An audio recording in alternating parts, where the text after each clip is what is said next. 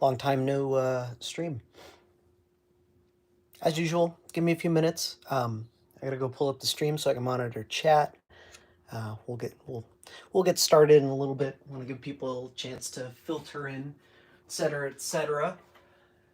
He says as usual, even though he hasn't actually streamed in almost a year.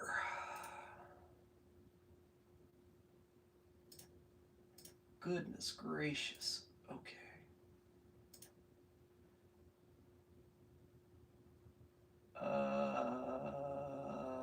Where's my stream? There it is. Hop on link.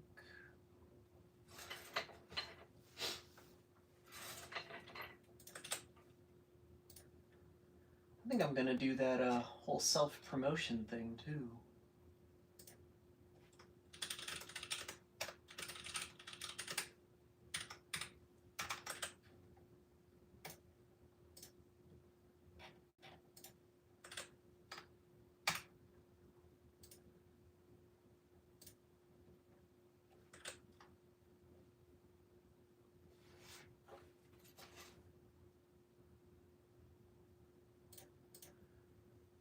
Oh no. What tab did I open it in? Oh, that one. Hello there, Papa.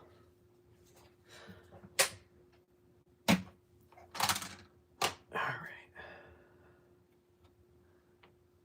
Random extra screw.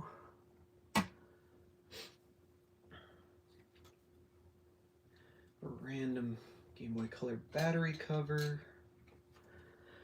Just last minute things I forgot to put away. Probably turn on my lights before I get into this and forget.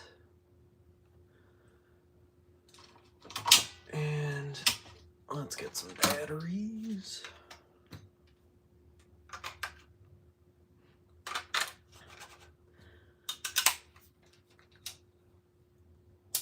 We can't very well have a stream about a Game Boy competitor without comparing it to a Game Boy, right? Ah, excuse me. I've also got not one, but two FPGBCs that will be whipping out periodically. But for now, I'm gonna leave them to charge because I forgot to do that beforehand.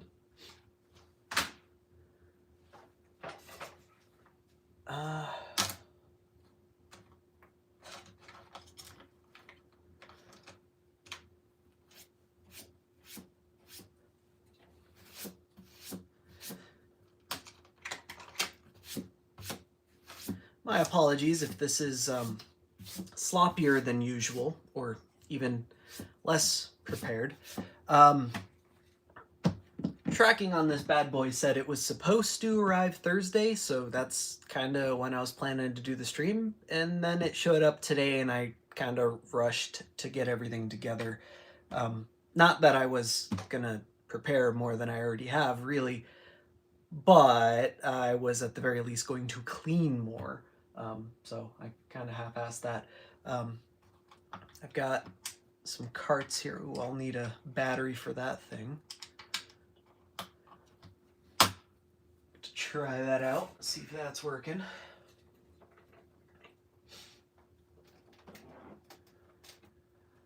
And please, please, please, please do not hesitate to let me know if my stream gets, if it goes low bit rate or if it starts dropping or something. I'm having issues with my wireless access points and I'm streaming from a cell phone because of who I am as a person. Actually, I don't even know if it's on Wi-Fi. Let's see. Let's see if I can do that without screwing this up. I don't know if I can check that without screwing this up, so I'm just gonna not check that. We'll just hope for the best. It's probably fine, right?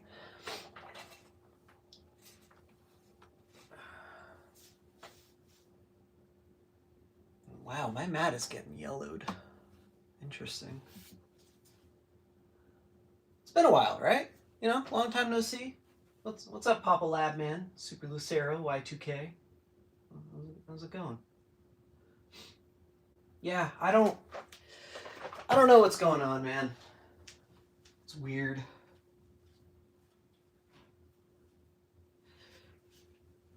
I have mitigated a lot of my wireless access point issues by literally just unplugging one of them. So maybe we'll be good.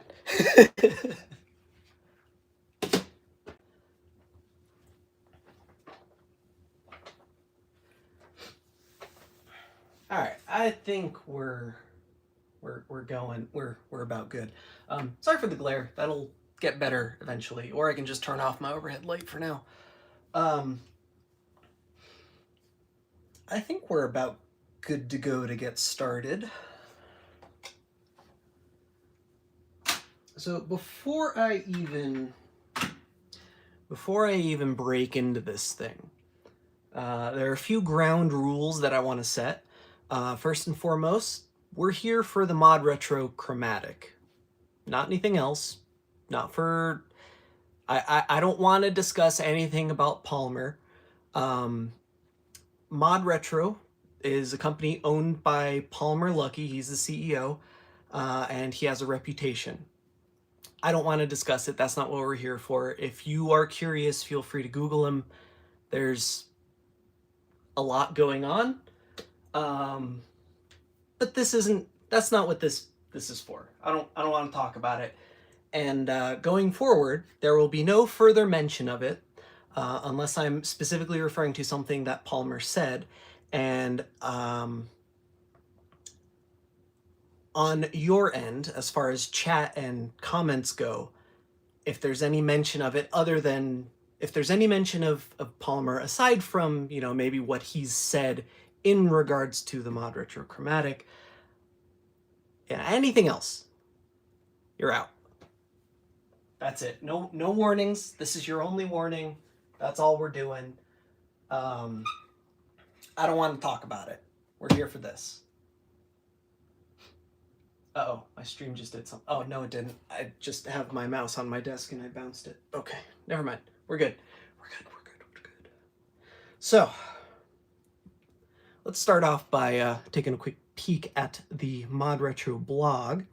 If we go back to a blog post in June the 2nd, that's when he announced this thing. More or less, if you read through this, you'll come to the conclusion that this is something that Palmer wanted, and due to how minimum order quantities work out, he decided, you know what, fuck it, we'll just make it a retail product and we'll go from there. But one thing I do want to highlight at the very end of this blog post, he says, if you want a first edition Chromatic, pre-order now to claim your spot in line, or plan to camp out at GameStop on Christmas. Supplies are limited, and while ModRetro will undoubtedly make other products in the future, we won't be making any more of these.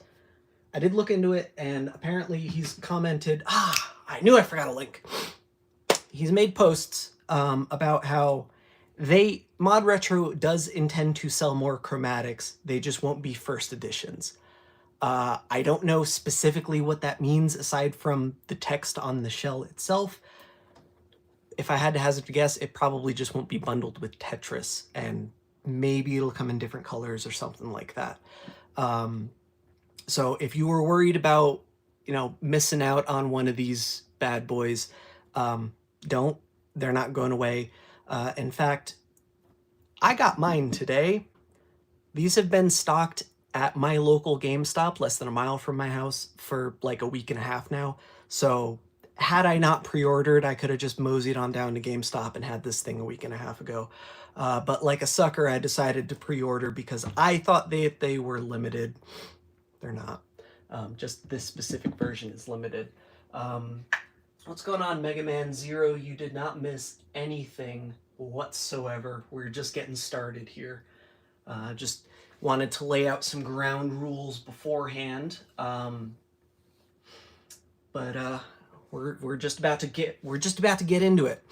All right, so this is the retail packaging for the thing. It was not shipped like this. It was shipped in a nondescript brown 9x6x4 cardboard box. Nothing special about it. But honestly, I like it. I think it's a super cool looking box. I know that this thing is intended to be like a retail product on GameStop shelves.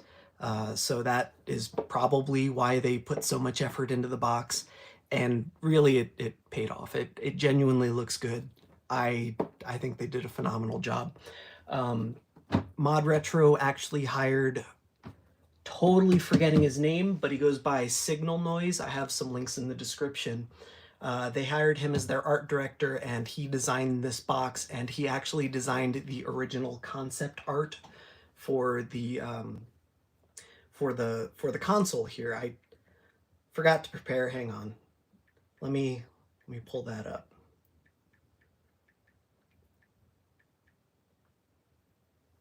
Because I want to show you an example, because you've probably seen this.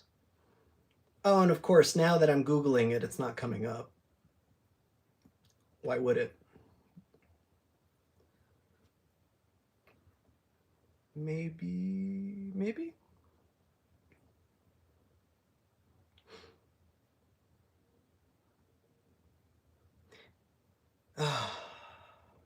Okay, whatever. Oh, there it is. As soon as I say something. You might have seen this before. This is what inspired the design for the ModRetro Chromatic. Yeah, it ended up looking a little bit different, but that's because this was a DMG, and then this is not. This is definitely not a DMG. But I don't know. It is what it is.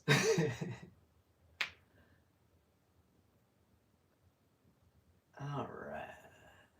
Just catching up on chat.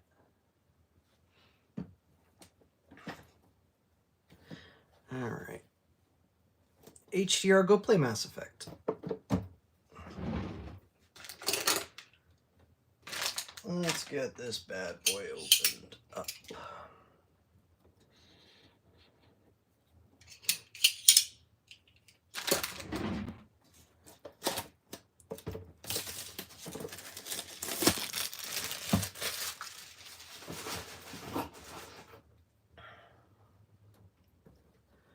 Oh, and I suppose one more thing is worth mentioning before I forget, because one of these comments just reminded me. Y2K, I think you might find this interesting. I don't know if you've noticed this, but if we go back to ModRetro's site and go over to support and open source, and under attributions, you might notice there's a Mr. link under there. And if you click that, it goes to the GitHub Mr. Game Boy Core.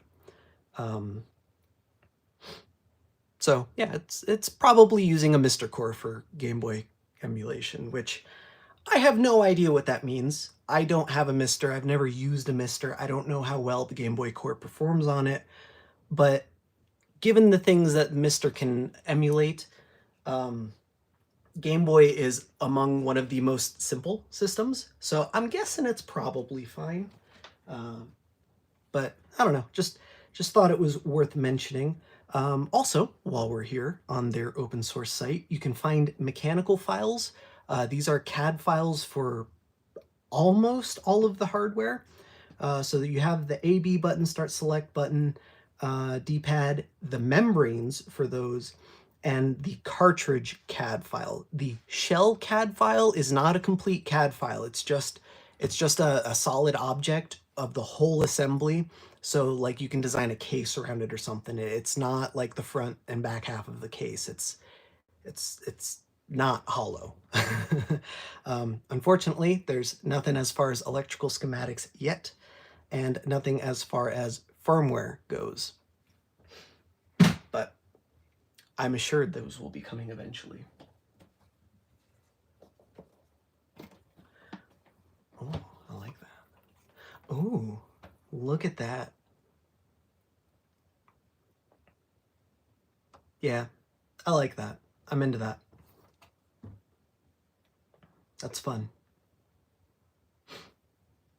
I'm sure there's lots of details in there that we can go over. I would have preferred something in the box instead of a QR code for a manual, but I guess it is what it is. There's The console comes with Tetris already installed, I guess, which is weird because there's a cart thing right here, and batteries.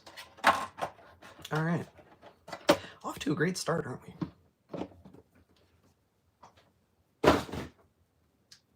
And y'all saw me remove the plastic. This is brand new. So I guess let's start at the back. It's pretty darn plain. It's kind of naked. Like, normally if you were emulating the Game Boy aesthetic, you'd stick a fuck huge sticker right here, with like model info and such. One thing you usually see on devices such as this, at the very least, are power specifications, but I do see it on the motherboard, which you can see through the battery tray, 5 volt, 3 amps. 3 amps seems like a lot, but maybe that's, I'm sure it's an overestimation, but it's also probably for the lithium ion battery mod, which does not exist at this moment. But allegedly they will be selling a module that you can install in this thing that contains a lithium ion battery instead of using 3 AA's. And you can charge it through USB Type-C. I'm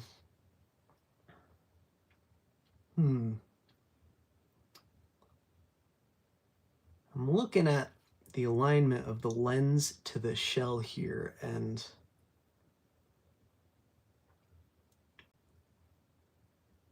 I don't know. I expected smaller gaps. It's really not that big of a deal, but it's what I expected. Here's the famously infamous D-pad. We'll get into that later. Otherwise, the buttons, for the most part, feel fine. We've got kind of a scratchy feeling volume wheel. I'm guessing that's the volume wheel. It's all right. I have no idea what this is. Probably the menu button. I didn't look at the manual. I expected a piece of paper. There wasn't one. I'll pull that out of here. I saw some people were complaining about how their carts came pretty scratched up, and well, what do you know, so did mine. But it was also installed in the console.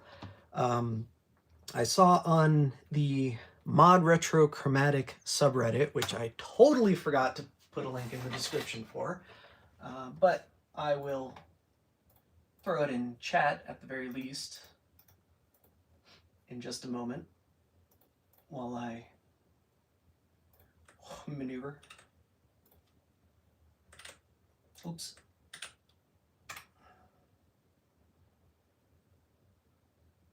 There are... Let me catch up on chat. Hang on. Yeah, as far as I know, HDR, this thing uses a Go and FPGA. I didn't look that closely, but I have seen a couple pictures of the PCB.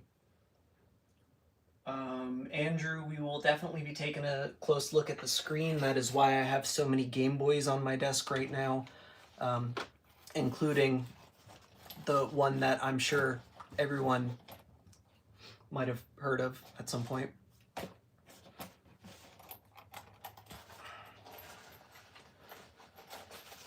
Hopefully it's charged. I didn't even think to check.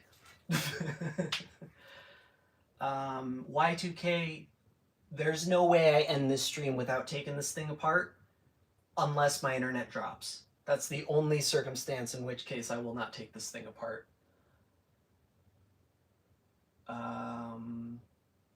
Papa, yes, those do appear to be battery contacts. I have no idea what they're for. I can try beeping them out later. We'll see.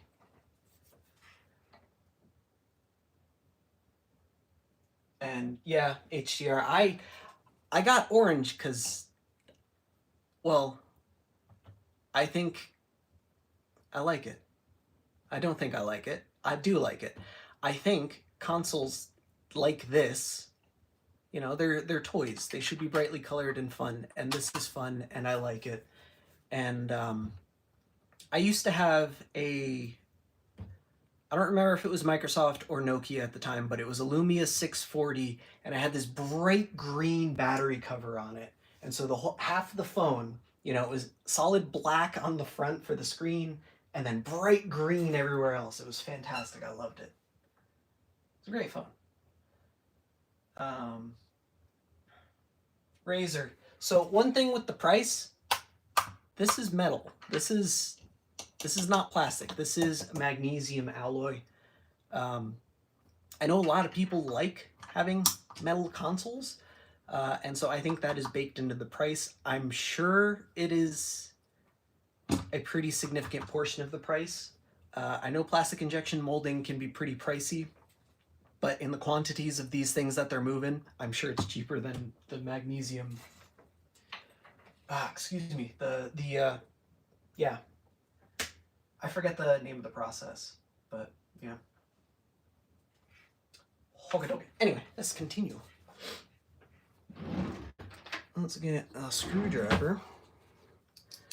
Through some bizarre decision, they've decided to use the exact same security screws that Nintendo used.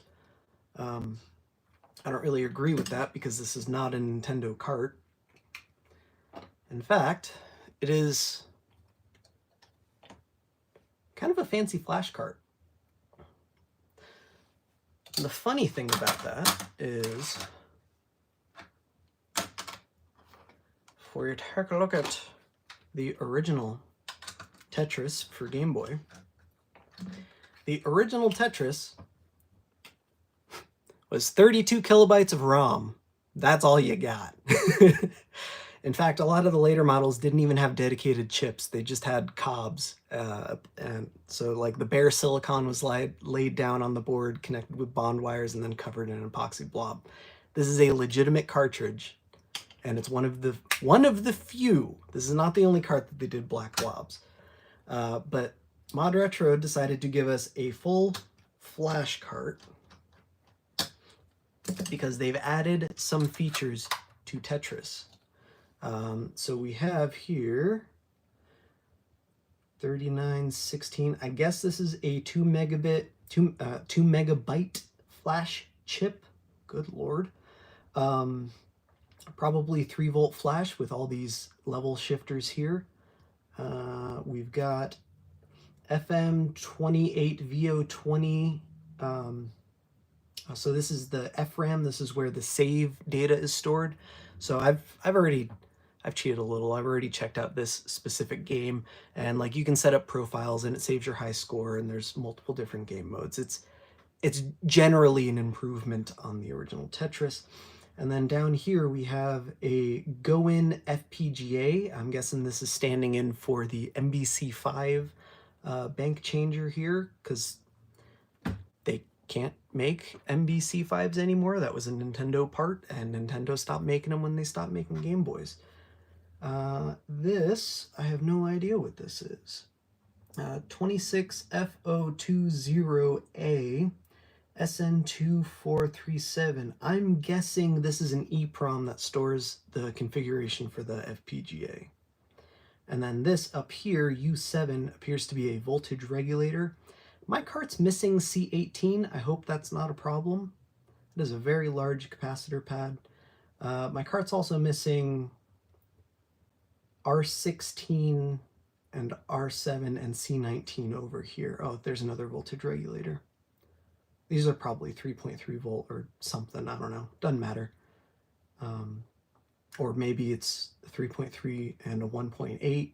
One for the FPGA, the other for the flash.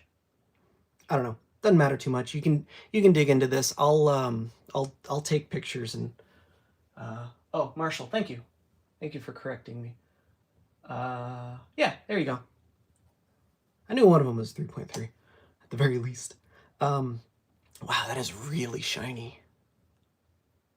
Not that it serves a purpose. I'm trying to catch that reflection so you can see exactly how shiny that is. I guess it's just brand new mold, which makes sense. It's kind of weird though. Most people don't pull apart their carts, so not really a detail most people would see. Oh, while we're here,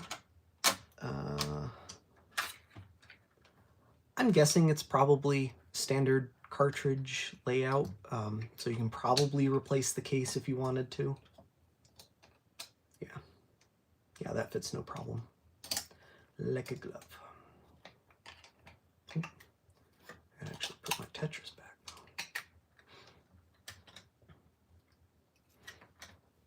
I don't know. So this is actually a pretty decent flash cart. I would not be surprised if this is not a decent chunk of the cost as well. I know ModRetro is selling several games standalone, not Tetris, but several games. I'm guessing they probably use the same flash card on there and they're selling them for 30 bucks. I'm also guessing this probably cost them like $5 in parts. Not the full 30 that they're selling it for, but you know, they deserve to make profit off of their intellectual design and so on.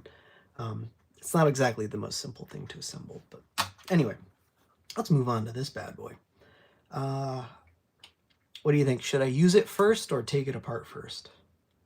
I'm thinking we should use it first, because if there's something wrong with it and I need to warranty it, I'd rather do that before I take it apart. So I guess I'll whip open my limited edition batteries.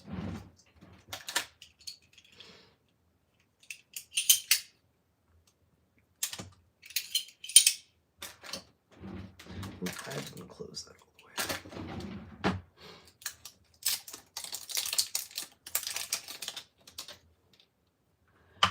And 3 batteries instead of 2 or 4, because probably they're using a circuit designed for lithium-ion batteries, and 4.5 volts is awful close to 4.2 volts.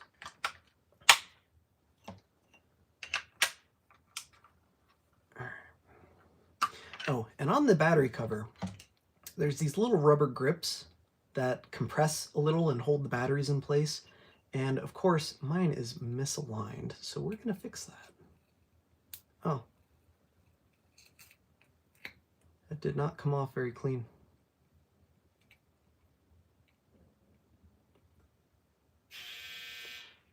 Nope, dryer's done. I'll have to take that at some point. Oh, I suppose I never actually did a full tour of this thing.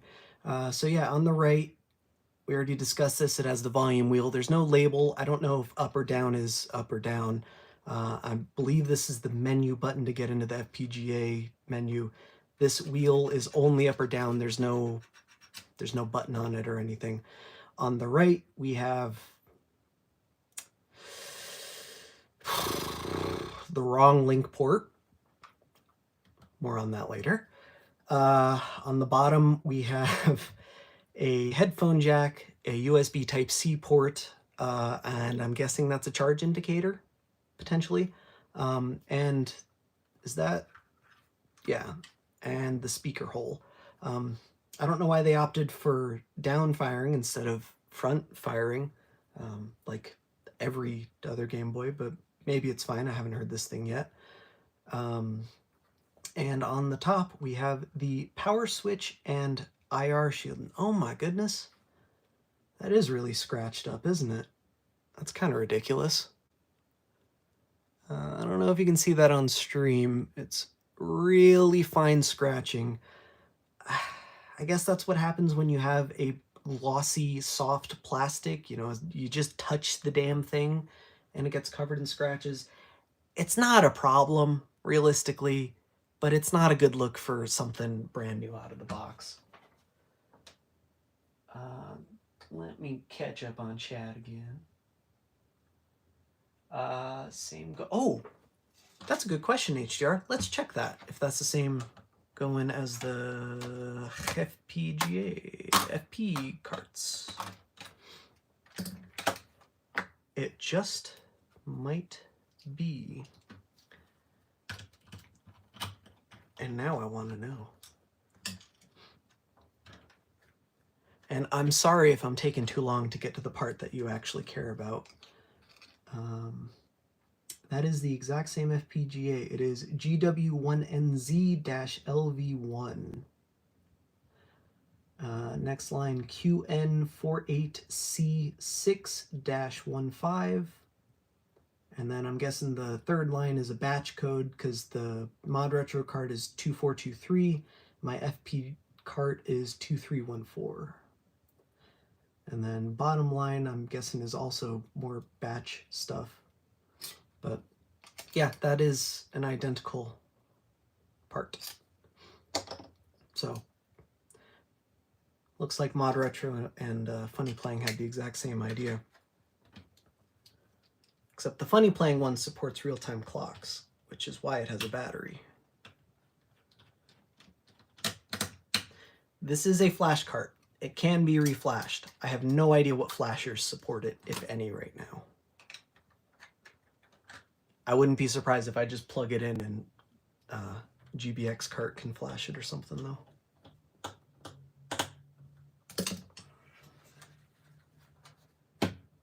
Alright, let me catch up on chat.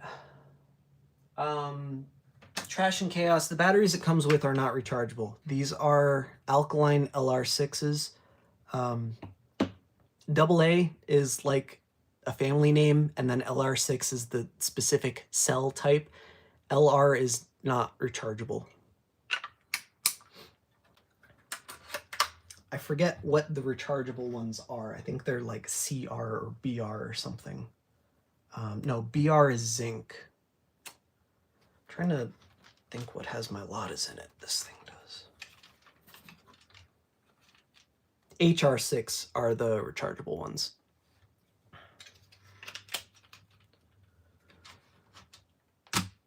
Okay.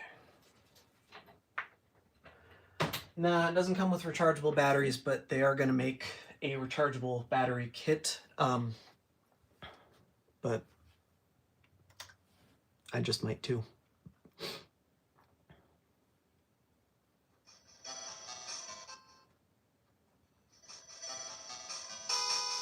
Okay, it gets pretty darn loud.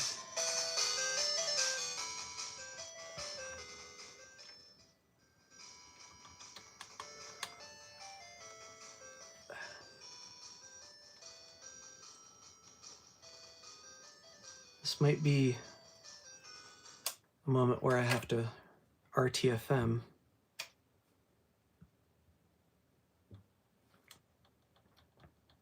But my menu button doesn't appear to work. Hang on. Let me double check before I complain.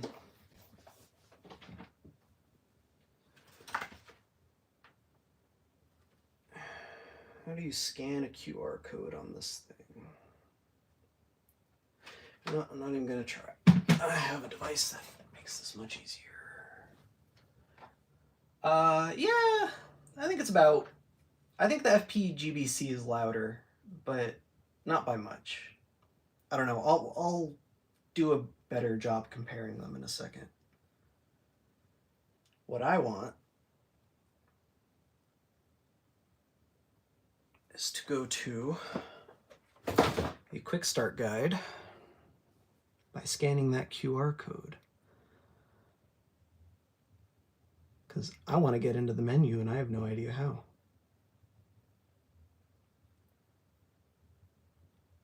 Opens menu for adjusting system settings. Okay, that's not very clear. But I guess maybe it doesn't have to be.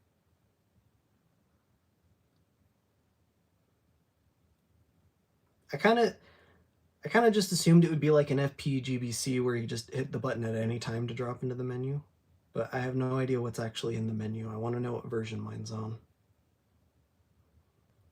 There is an LED indicator. Well, there you go. Power detection.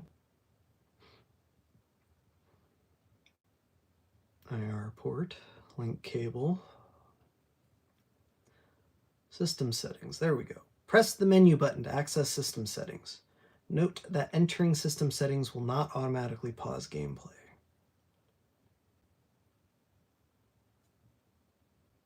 Okay.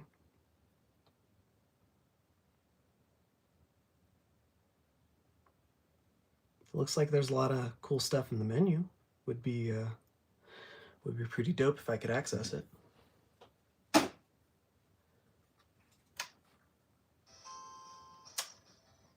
Oh. It is broken. Piece of shit. Wow. Okay, so we're taking it apart first thing. Now I'm pissed.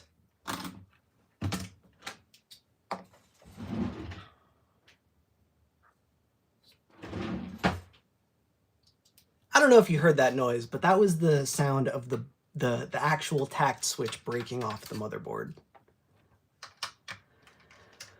And of course, they decided to use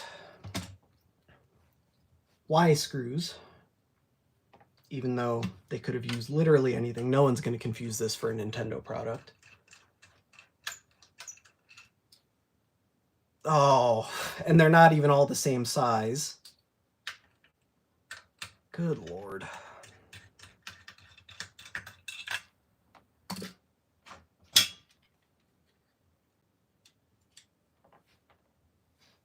That's why it doesn't work. Fucking piece of shit.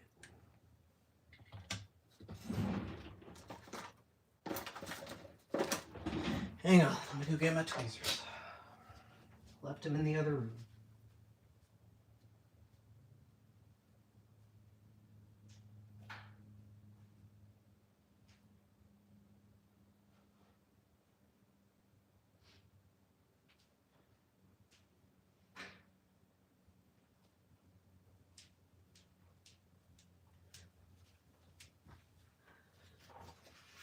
Just building the model kit and using my nice tweezers to apply the stickers.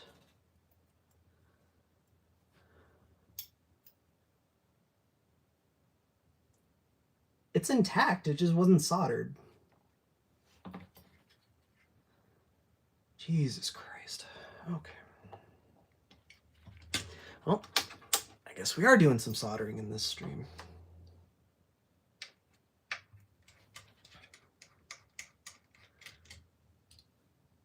Oh, yet another size of screw.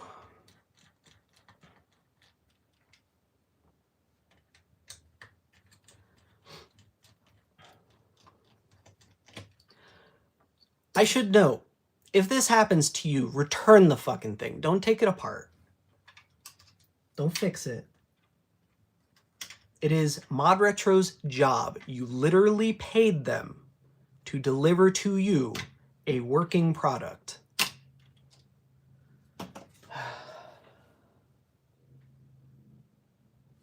Let me catch up on chat. I'm sorry, I got grumpy and walked away.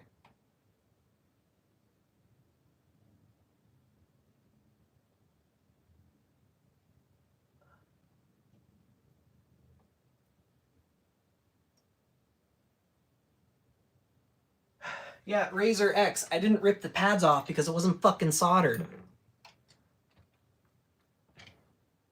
Oh, there's one more screw. Yet another different screw.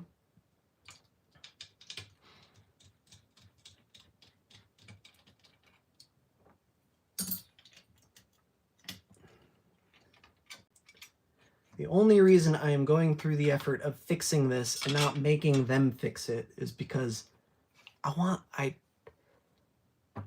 half the reason I bought this was for this stream. Oh, we probably need more heat.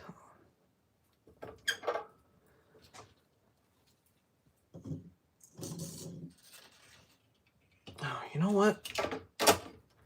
There's this nice gold ring around the edge, and I don't want to get solder on it. I want to do this right.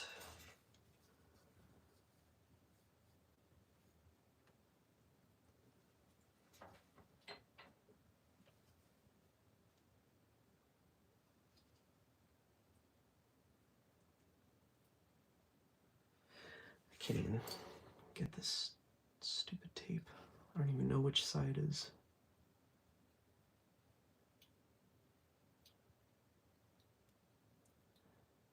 I just trimmed my nails, naturally.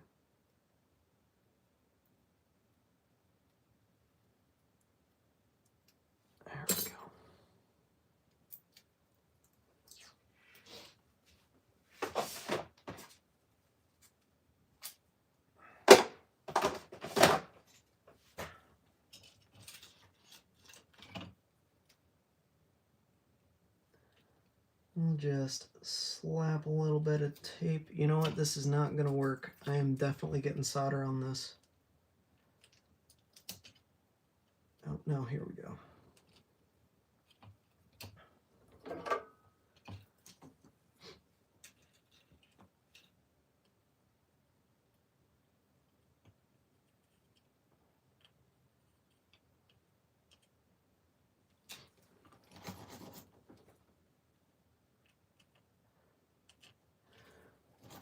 Absolutely ridiculous.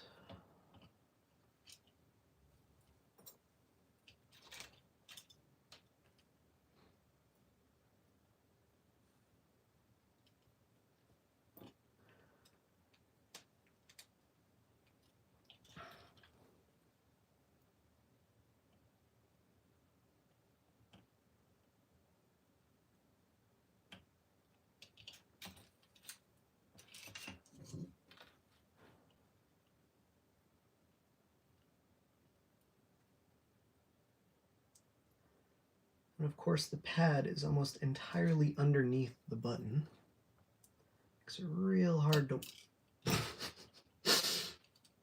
makes it real hard to not do that.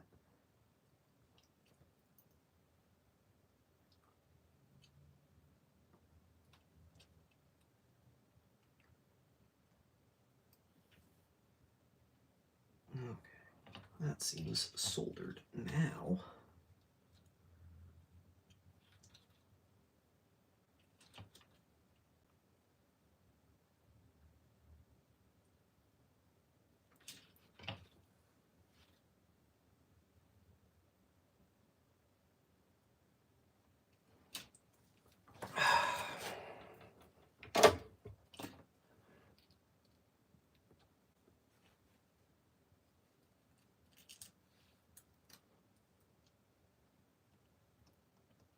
There, now it's nice and solid. Let me catch up on chat again.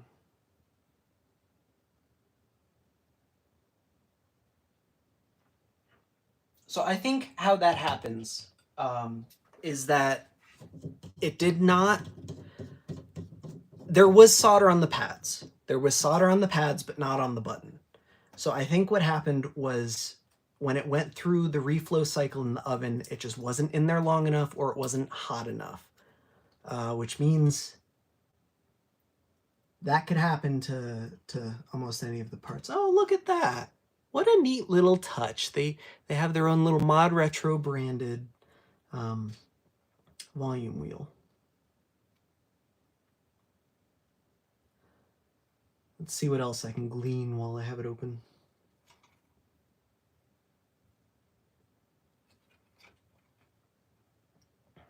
Oh, HDR, I think you wanted to know the FPGA is a GW5A-EV25, which I'm 90% certain is a go-in part. Well, mine doesn't have a micro SD slot. Okay, let's put it back together and pretend that didn't happen. How about?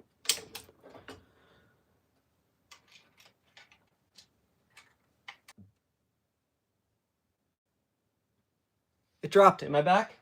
Am I back? I think it's back.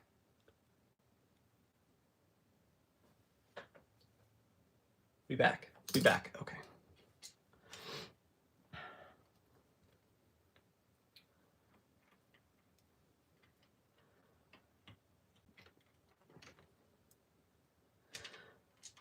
So, okay, well, just pick up where I left off. So, looking at how this thing is assembled, if you eventually down the line wish to swap out parts and put a rechargeable lithium-ion battery in this thing, it looks like you're going to have to take it apart and swap out this whole battery compartment.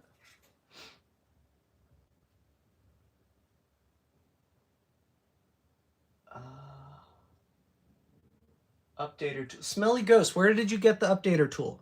I just checked like 20 minutes ago and it wasn't on the site. Is it there now?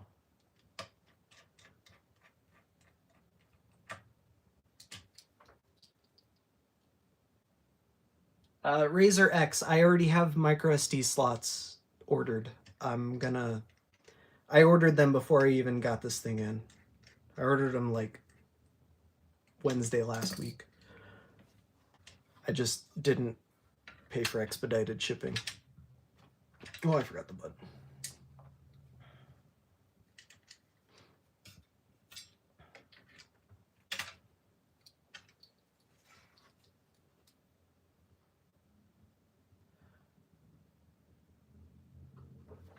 I don't know what we're expecting that micro SD slot to do. I'm thinking it might do nothing, but it also might not do nothing. We'll see. I fully intend to populate mine and try it out. I don't expect much, though. Oh. Well, thank you for the information, Smelly Ghost, but that kind of doesn't endear me to this product.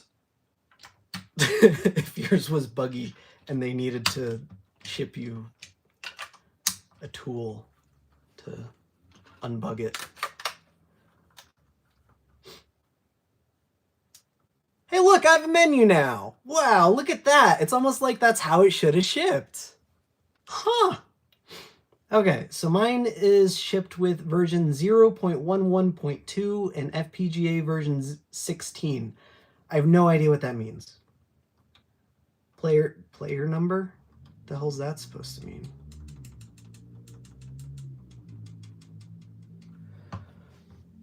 It's almost like I should read the manual. System settings. Nope. Nope. Know your chromatic. Nope. I saw it. I don't remember what it was under, though. Using chromatic. Nope. No, systems. Duh. Should have started there. Player selection to set up a capture window? What the fuck does that mean? PC load letter. Oh, that might be for video out. Never mind.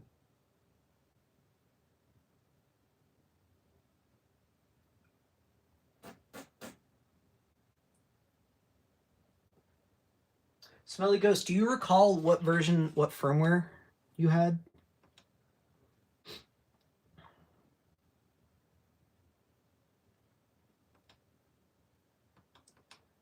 Frame blend.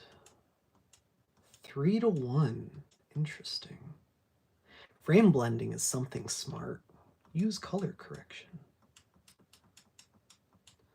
We'll have to take a look at that. Brightness.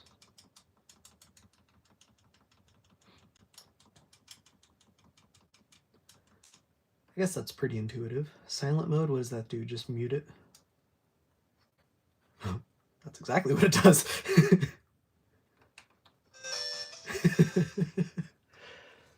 This is backwards, by the way. Rolling it down is muted. Rolling it up is not muted. So this is styled after the original Game Boy. On literally every other Game Boy, it's on the other side, but rolling it down brings the volume up and rolling it up brings the volume down. I don't know why they decided to do that, but they being Nintendo, sorry, not ModRetro. Nintendo reversed it from their original console. Oh, there it is. So on this thing, you can see it's opposite.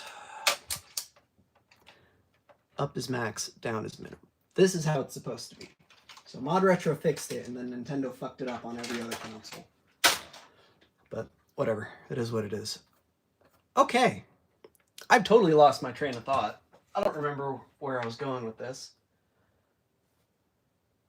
I asked Smelly a question. Oh, and he responded. Excellent.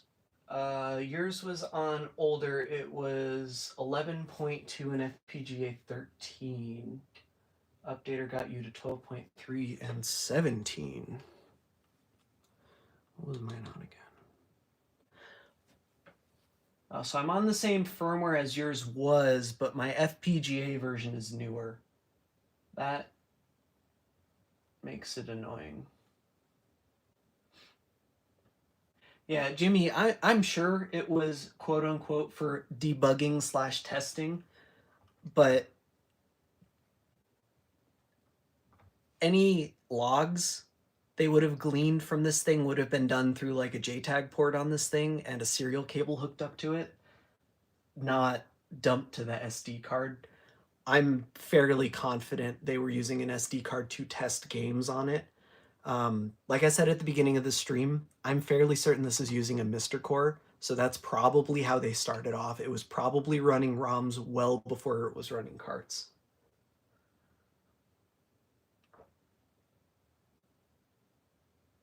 Oh, and my tea is the perfect temperature. I need to stop and drink some. It's delicious. I got my pumpkin spice tea. 'Tis the season.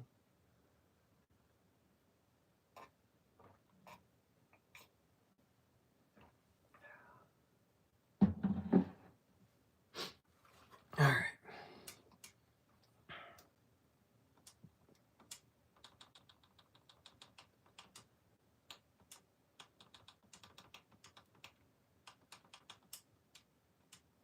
Oh man, wait. How do I erase?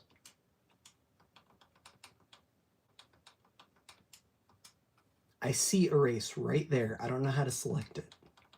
Oh. Ta-da! It's like Link's Awakening.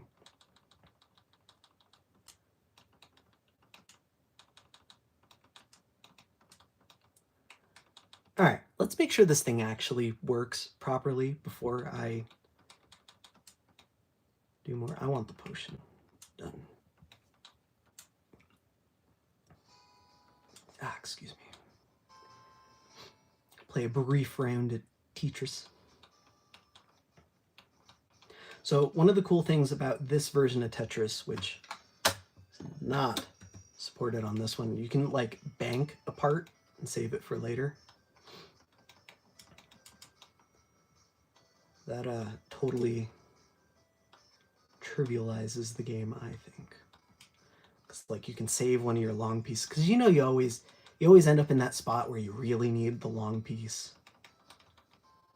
You've got like 4 rows lined up, kind of like right now.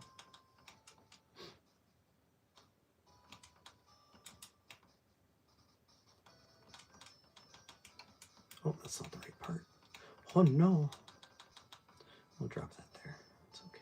Oh, now I get the long one. Whatever. It doesn't matter. Looks like it's working well enough. And I'm going to say it. The D-pad feels fine for this. I know there's been some discussion in some relevant Discord channels, as well as on the ModRetro subreddit, about the D-pad allowing for illegal inputs. We'll discuss that a little bit more in a moment.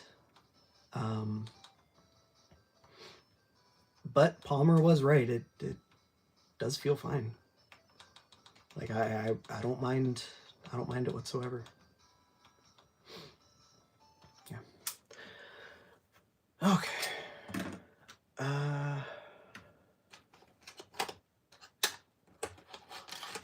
So let's talk about the D-pad. So here's the problem with the D-pad. You can hit all 4 directions at the same time. In my opinion, that makes for a bad D-pad.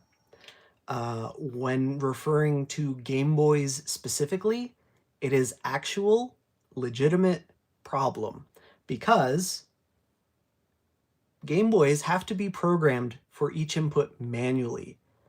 It is in the actual programming manual from Nintendo that they gave to developers that a Game Boy cannot press all 4 directions at once.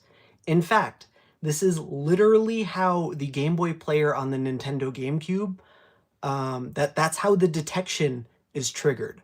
So the Game Boy player on the GameCube uses a regular Game Boy Advance CPU, but on startup, the GameCube sends all 4 D-pad directions at the same time to the game. Games that are programmed to recognize that, like the Game Boy movie player, like Shrek, if you have a copy of Shrek on Game Boy, if you ever tried to play that on the Game Boy player using the official software, you'll notice it won't let you. That's because it detects that you press all 4 buttons on startup, and that's how that detection works. So it's I don't even know where I'm going with this. I'm flustered with how this turned out and frustrated already. But let me show you an example of why that's a problem. Here I have a copy of Legend of Zelda Link's Awakening DX. It's a small indie franchise. You might have never heard of it, but I hear the people who've played it generally like it. It might be a little bit of a problem here because I'm not very far in the game. I've never played it, but when you press all 4 directions, you notice the game reset.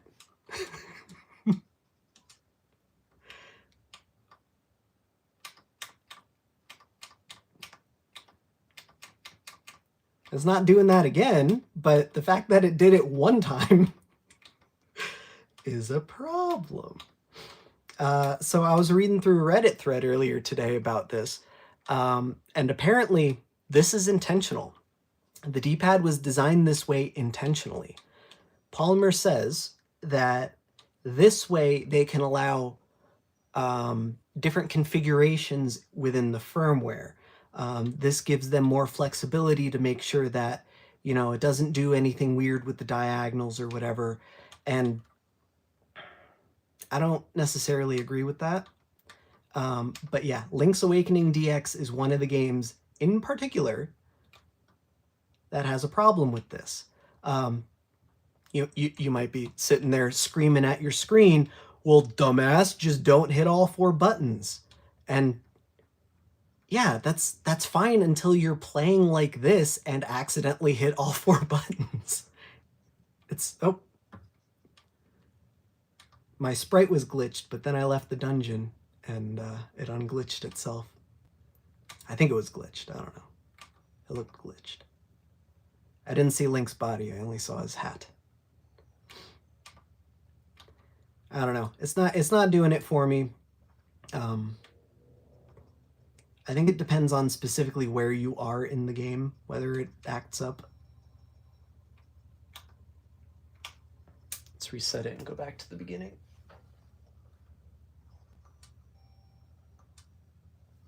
Yeah, right. There's no update that can fix this D-pad.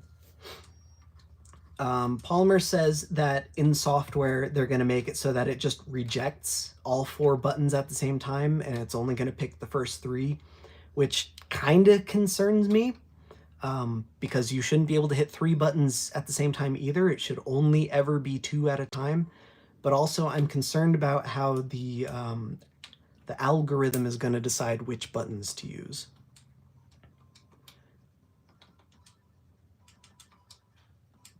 It's also totally weird that there's no like boot menu for this. Like, it just jumps straight into the game.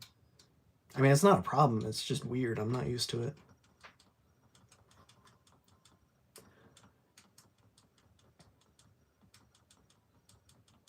Let's see.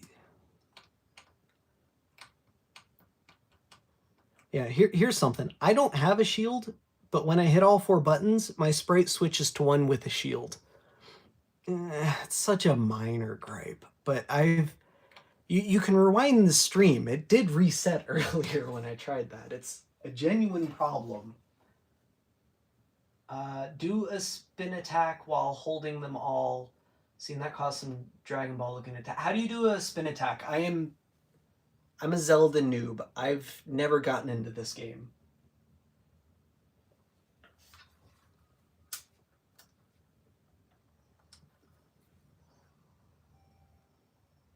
Hold B with sword. Thank you.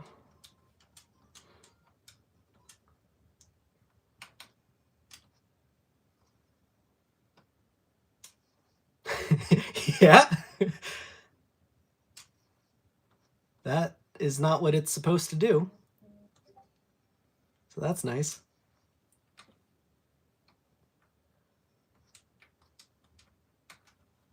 Oh, good Lord.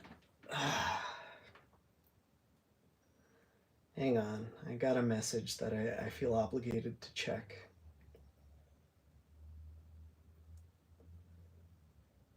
Oh, okay. Never mind. Unrelated.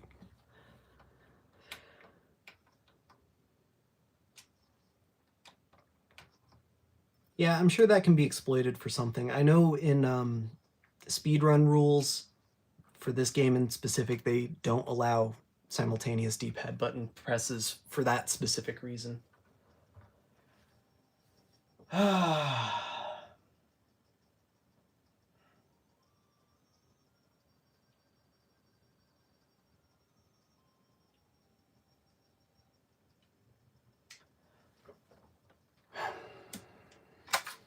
Where'd my tester go? Oh, for comparison, I suppose should whip out the original Game Boy. One thing I want to test is if I can trigger up or down just by pressing left, and I can. I don't like that. It's kind of difficult. I don't know. It feels a little sloppy. Let's compare that to... Oh, good Lord. There we go. Oh, apologies if the screen is difficult to see. This is what a regular Game Boy Color looks like, and I totally forgot to turn on my overhead light. Let me see. There we go. So here, you can only hit 2 buttons at the same time, ever. I am pressing as hard as I can, and it's not triggering a single input. That's how it's supposed to be, almost like there's a pivot or something. And same thing, you know, you can trigger up and down just by hitting left, but it's a lot more difficult on the original Game Boy Color. This is the D-pad they should have sought to emulate. I don't know what the fuck they did with this. This is what they should have done.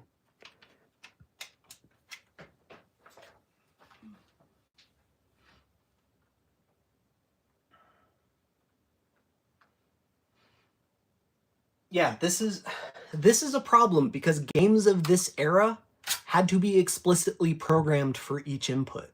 So if you didn't program an input that says, if I press all 4 buttons, then weird shit happens.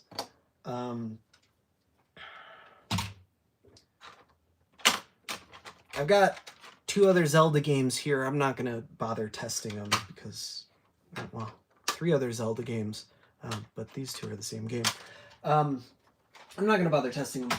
I don't care. It's a problem. They need to fix it. And that's not something you can fix in firmware. It's just not. It's something that someone needs to design a new D-pad for. This is just broken by design.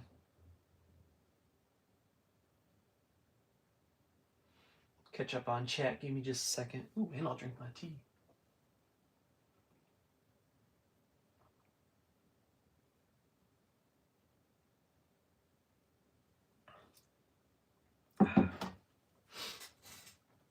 Let's try some more games.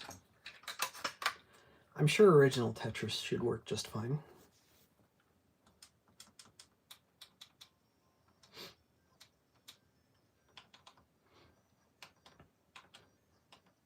We've come such a long way. Realistically, if the only game you play is Tetris, this D-pad is totally fine.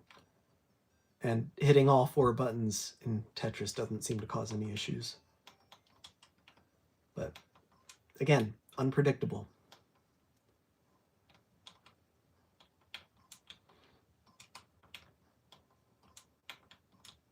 Yeah, whatever.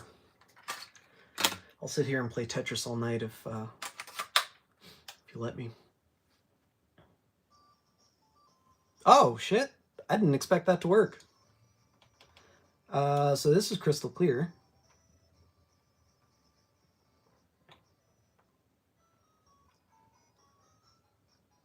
In fact, I was explicitly told that this game does not work. Perhaps it's the specific flash cart that whomever was trying it. Because this is the Funny Playing flash cart, which is almost the exact same design as the ModRetro flash cart. So if the ModRetro flash cart works, I guess it makes sense that the Funny Playing one does too.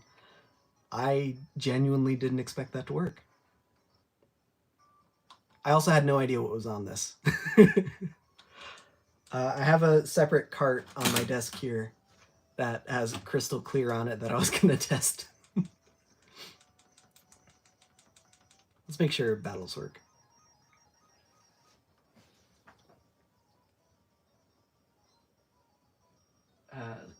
I totally looked away. I wasn't even watching. I was looking at the stream.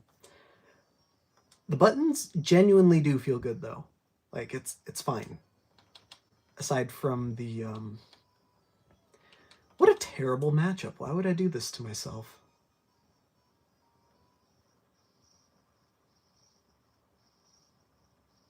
I guess that's why I stopped here. Yeah,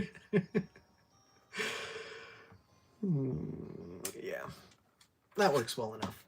This is also crystal clear, I'm pretty sure.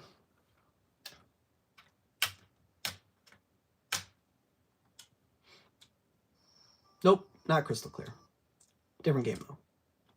Also Pokemon based.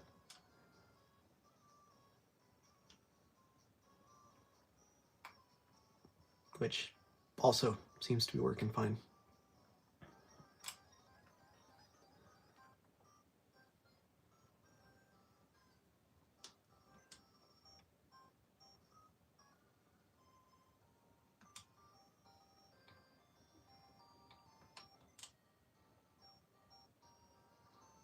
I don't think that's supposed to look like that.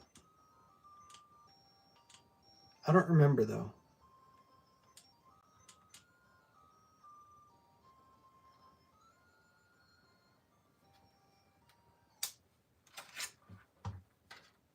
Let me get a real Game Boy and a backlight.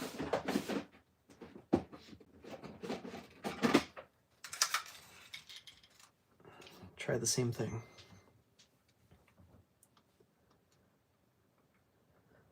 I might just be making shit up. I haven't played this game in a while.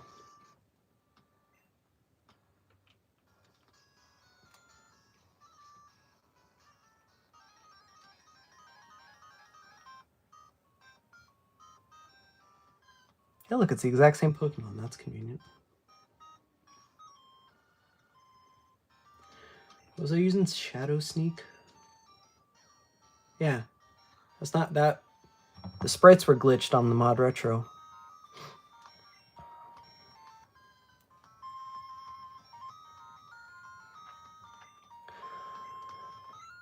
Look, it's not a problem that the sprite's glitched.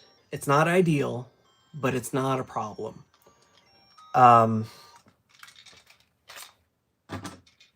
But it does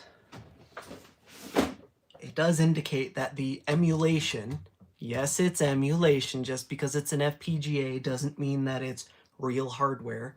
If it was real hardware, it wouldn't have bugs that don't exist in actual real hardware. There's improvement to be made, for sure.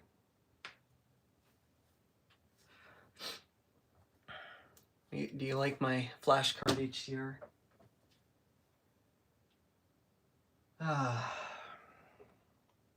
That applies to analog too. Analog is not real hardware. FPGAs are not real hardware. This is real hardware. This is the only real hardware on my table here. You know what? Hang on. Before I move on. Same cart, FPGBC. This one is on firmware version 1.08.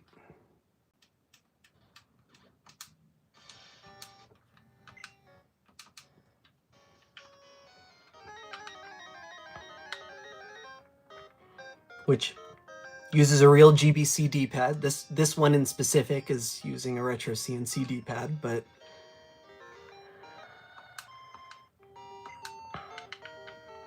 it doesn't have that multi-input problem. And oh look, the sprites are correct. Interesting. What a weird coincidence.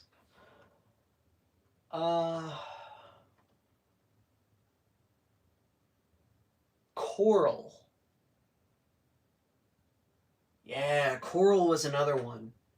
I don't have Coral flashed to a cart right now because that one requires MVC30 to work fully, and EverDrive GBX7 does not emulate MVC30 properly, and I don't think Easy Flash Junior does either. I don't recall, and this doesn't at all.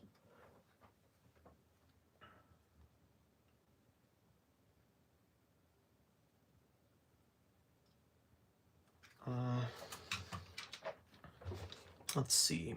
We can do, before I try pinball, let's try the Easy Flash.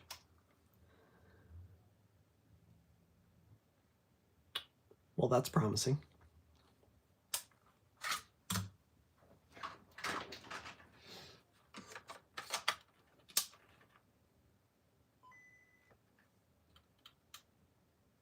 Interesting.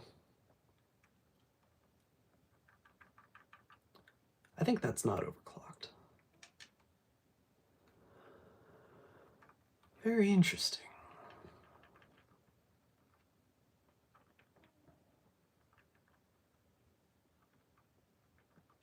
I don't remember why I plugged this in. Let's try regular Pokemon Crystal.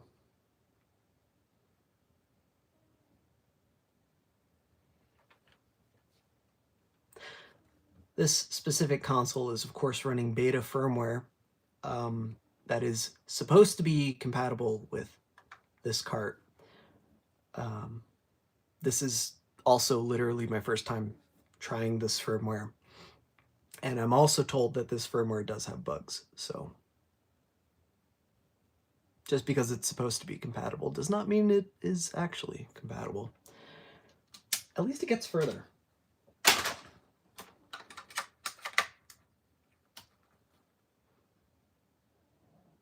Because that's just a white screen.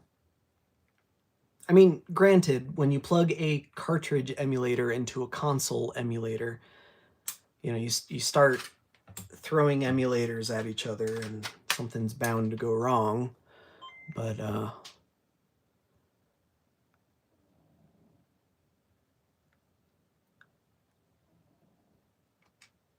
oh no, I didn't want to back that up. I don't even know what save it's trying to back up. Oops.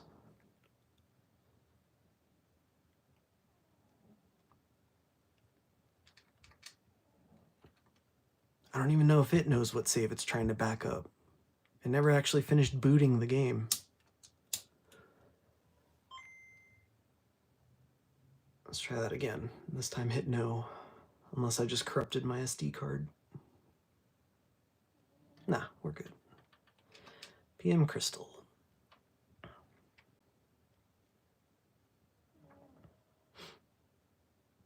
So, it is working. The flash cart's fine. Not the console. Yeah, save file is corrupted. Yeah, that's my bad. I just did that. Oh well. You get the idea, though. Let's see if the EverDrive at least works. That's the better flash card, anyhow. Well, so far so good. I have Crystal on this one. Oh, I have Infinity on this, though. I don't even want to get into that.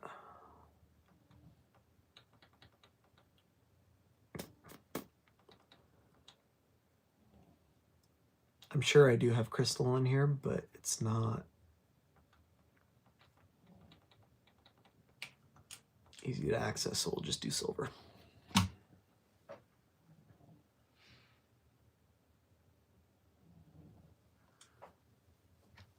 Well, at least the EverDrive works.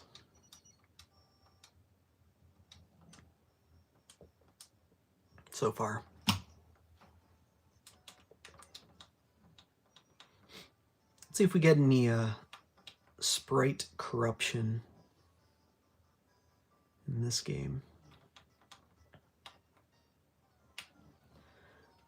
Of course, I don't have a Pokemon with the same moves, so it's hard to say.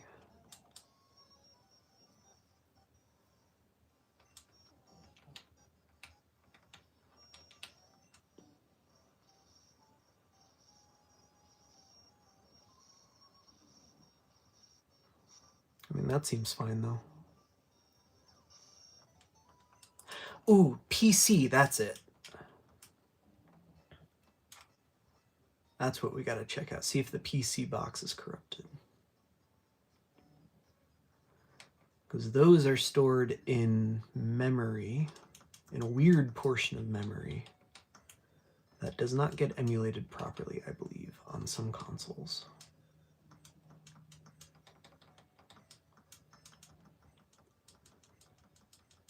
And I don't care if I corrupt this. I have this save on like every flash card I own and like every actual real silver card I own. But that's totally fine. I think that was a crystal specific error though. We'll try the cheapo flash card. I expect this one to work totally fine.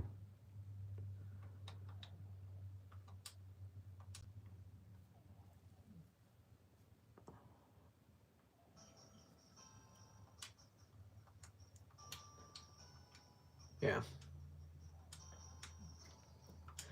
Not a single issue.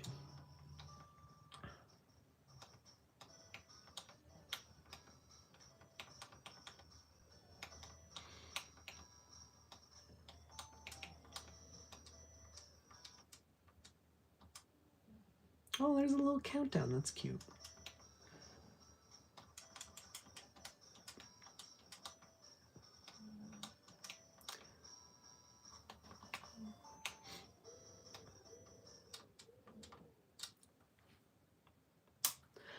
I'm curious, it doesn't matter, but I'm curious if the ModRetro Tetris game has an option to insta-drop blocks. If anyone knows the answer to that,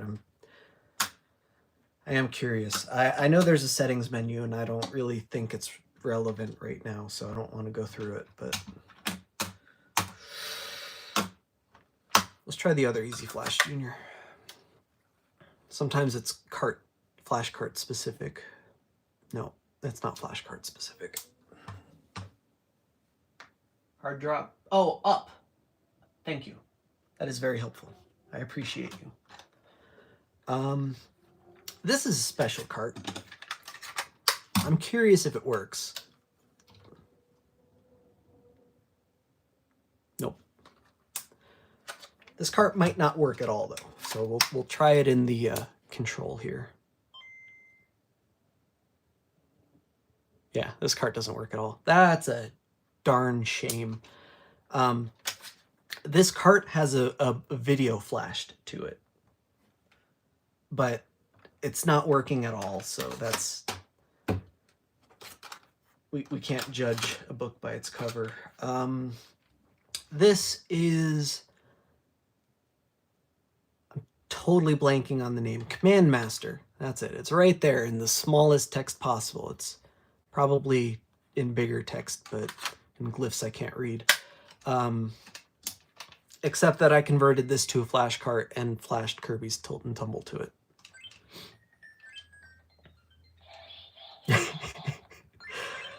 So with this game, it uses a tilt sensor on the cart instead of the D-pad. So you just tilt the Game Boy. Works great on original hardware. I don't personally care for the game, but I did procure this for testing these sorts of things. Now that we know it works, let's try out the FPGBC. I think it was fixed as of whatever firmware is on here. I'm not 100% sure. but it hasn't always worked on the FPGBC.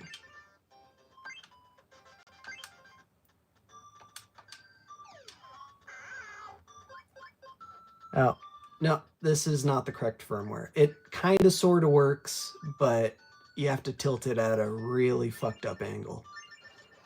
That's the wrong firmware. This is on 1.08 or something.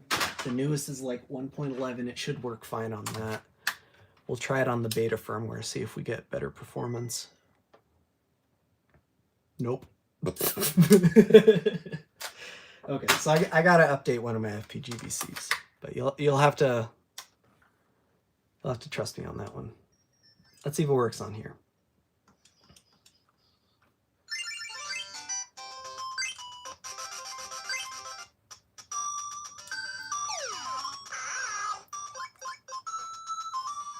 Interesting.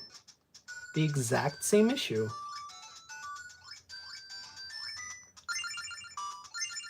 What a strange coincidence.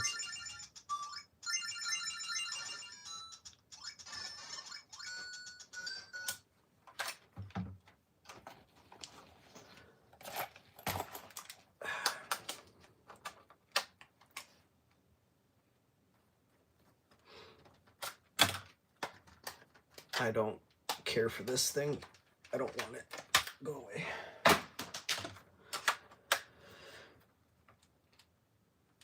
Is it charged?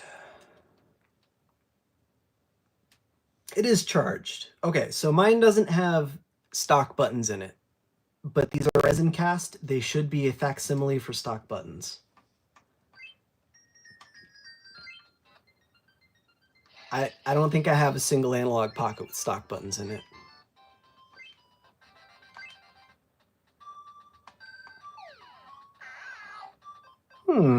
Interesting. Look at that, working exactly like it should. Almost like analog engineers know what they're doing.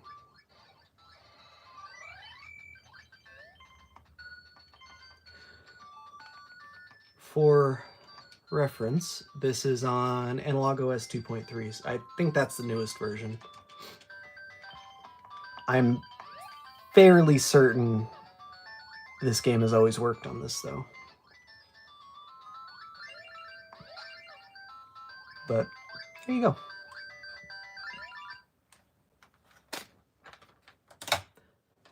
And just for the sake of argument, let me pop my button tester in here, which does work fine. It just takes a little bit to line up because there's no real cart chute.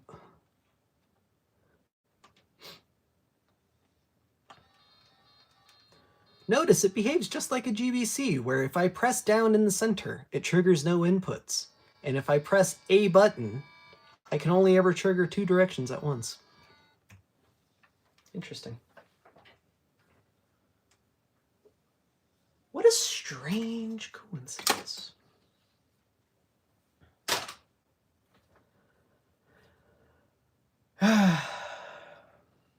What else should we test?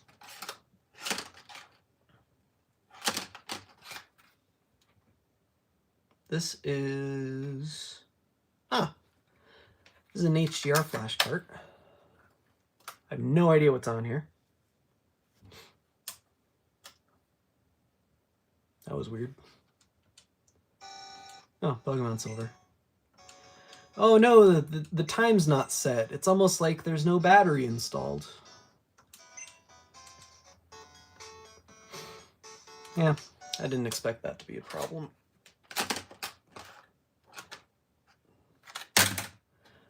I've got another MBC3 flash cart, probably not an issue. Also flashed with Pokemon. I don't have that graphical issue that Smelly was having, though. But this isn't an original Pokemon Crystal. It's a flash cart.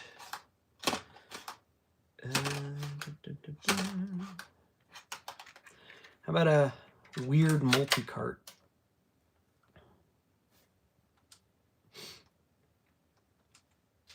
Probably works just fine. I corrupted the ROM on this cart, and I can't figure out how to reflash it. So I have 78 Pokédex at an hour and 41 in, and if you actually scroll through the Pokédex, it's kind of ridiculous what I have caught and discovered.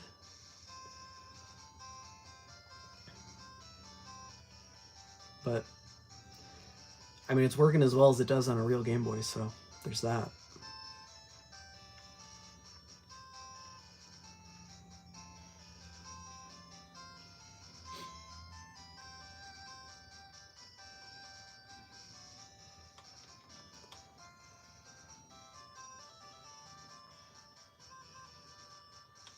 Yeah, apparently I've caught a Ho-Oh.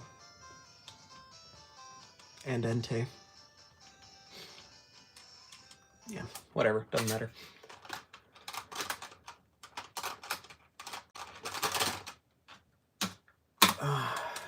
There was a game I really wanted to test, Wario Land 2, but I don't have a cart.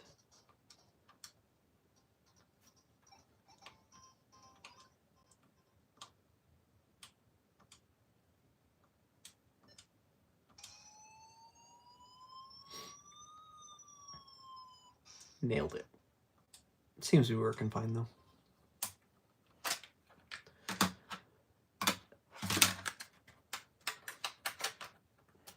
I mean, at this point, I'm just throwing random carts at this thing to see what happens. I do have some other carts I want to try out. I should actually try those, though.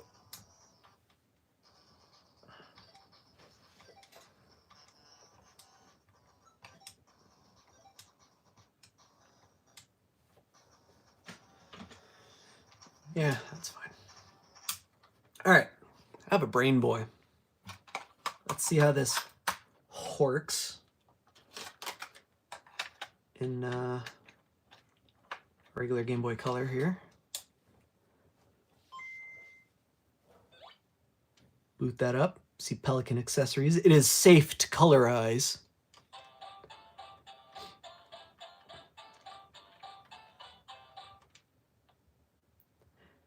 But we do get to the menu. I want to test and see if we get to the menu on this. I don't think we will. I think it's going to boot straight to the game if it boots at all. Never mind. It doesn't fit. I jammed it in anyway. Oh, look at that! We get the menu. Oh, but it doesn't boot the game.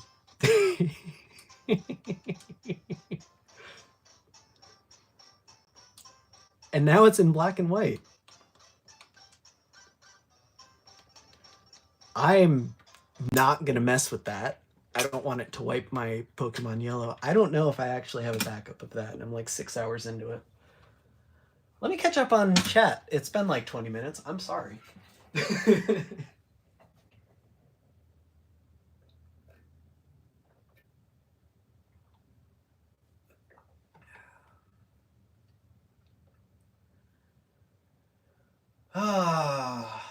Oh man. It's been a while. I'm so sorry, guys. I'm really bad at keeping up with chat. Yeah, Zakors. I hope that's how you intend your name to be pronounced. I know how you feel about the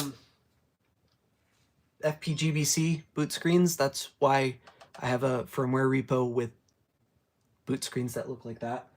I don't have one for the newest firmware, but I also don't have the new firmware yet. So just a beta version. I don't have Bad Apple. As funny as that would be. My video cart should actually be Never Gonna Give You Up. Because of course it is.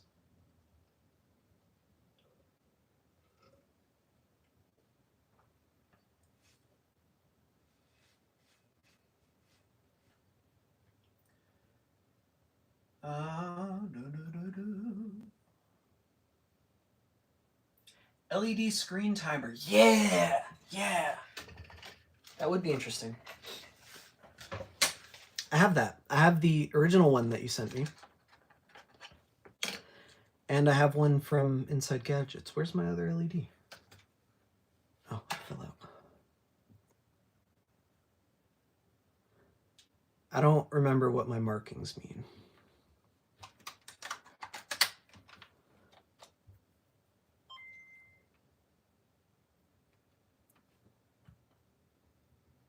That was not it.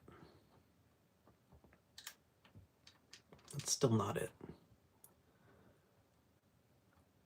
Oh, there it goes. I just didn't have it plugged in far enough. So how this ROM works is it triggers an LED at the same time as it triggers a screen change. So you can hook it up, so you can film it with a high-speed camera. And you can, just count the frames between when the LED changes and when the screen changes. On original hardware, it should be identical. I've tested this, and it does work on the Analog Pocket. I don't expect that it should be an issue here. But the LED doesn't illuminate. So we can't even test it. Oh, it does. No, it's just a problem with my cart. As far as lag goes, though, I can't tell you just by looking at it. I need to get an actual high-speed camera and check it out at some point. But it do work. I've been meaning to use this thing for backlight kits. Shout out to Orange Glow who made this and sent it to me. I've got another one from Inside Gadgets here. The LED's on the card itself, though. So it's a little bit harder to see, but it works the exact same. But if it's like, if you turn off the lights and set it against the table, it should be the same thing. Back to catching up on chat. Give me a sec.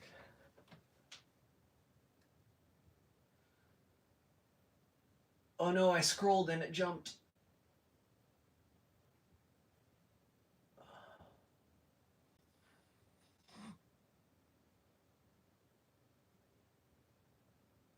Total Pro Call.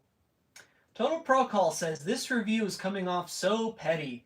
TDS review, I think, reviewing the device through the lens of its maker. Never saw this frustration at the many funny playing bugs that have existed, for example. Total Pro Call. I bought this. I'm just some asshole on the internet with a YouTube channel.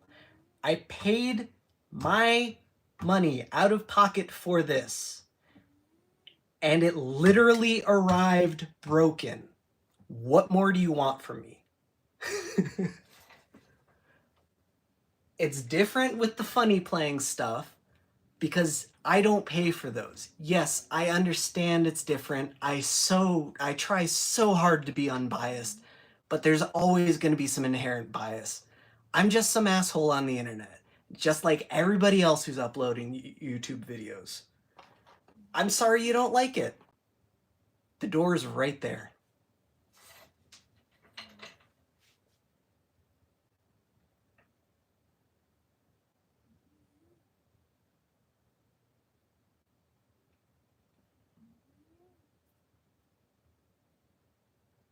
Sachin carts don't work. Bible carts do. Oh, that's right.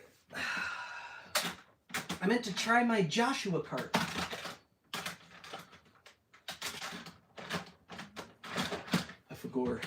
I forgot about Joshua.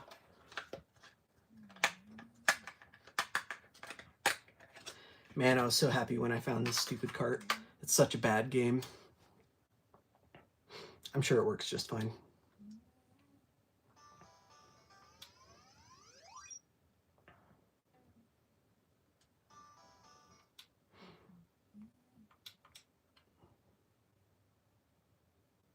Oh. Oh, there it goes. Yeah, it works just fine. This is actually a terrible game. Like just about everything else Wisdom Tree puts out, but it does work. Joshua.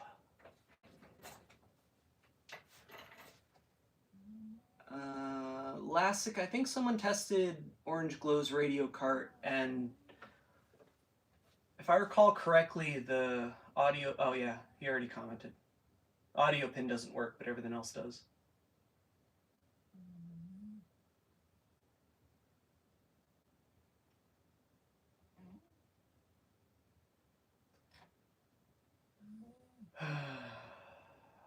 Razer X, how do I feel about the color accuracy?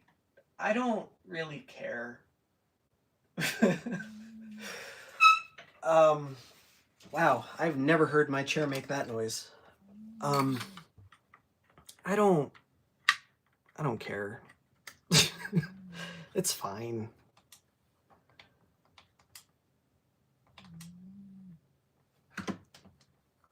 Like that, it's fine.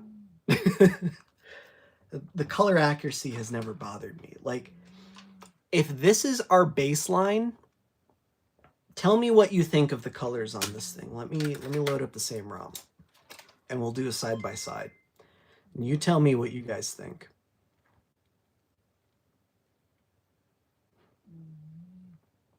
Yes, my battery is dry. Thank you.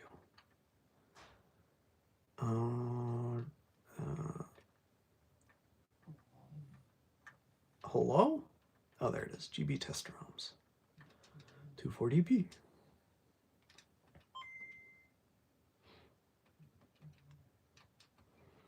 Okay. So we've got the exact same color bars on both screens. I'll put them side by side, and you tell me which one looks better to you. All right, I'll make sure the glare is not on those screens.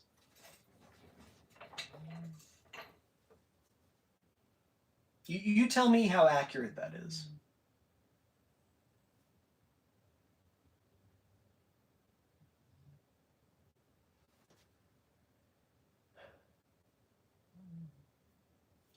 Oh, no. In fact, I've got... Good Lord, I couldn't even find the button. It's the same color, it blends in.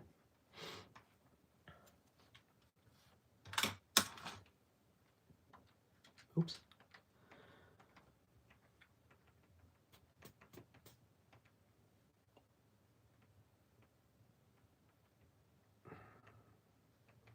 GB test ROMs, 40p's, start.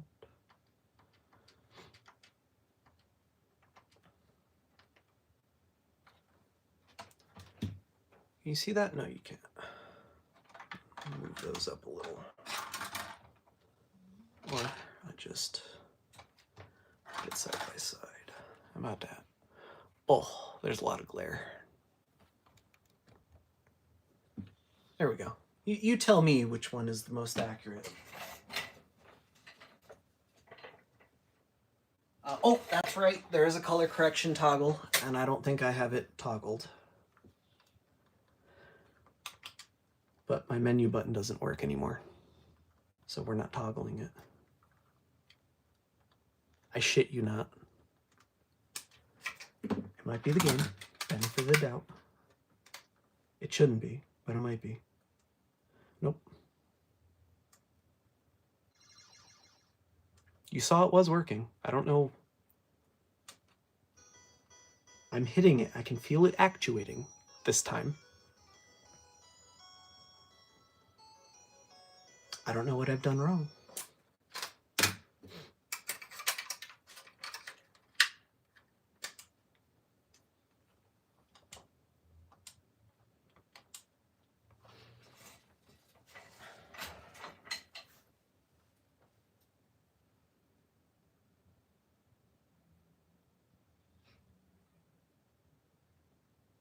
So, I was expecting someone to comment on this.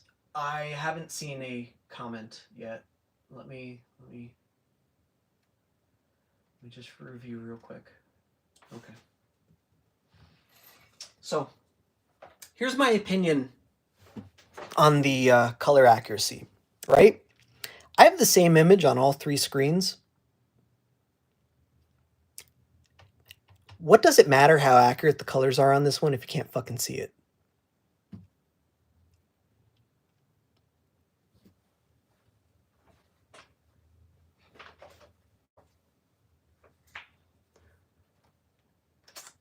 Ah, damn.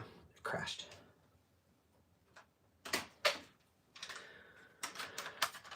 The EverDrive works on the FPGBC, but not on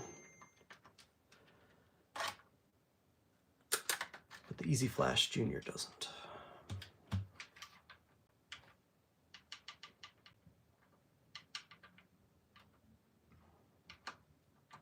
Oh.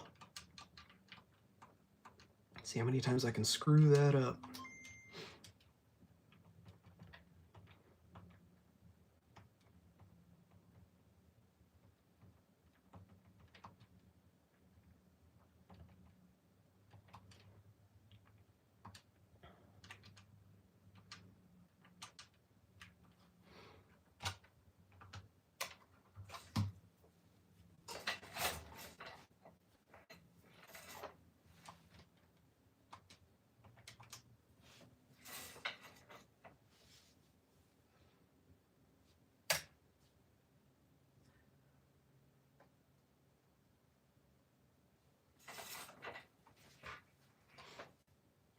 Here, if you want a fair test, I'll angle that towards the light so you can see it.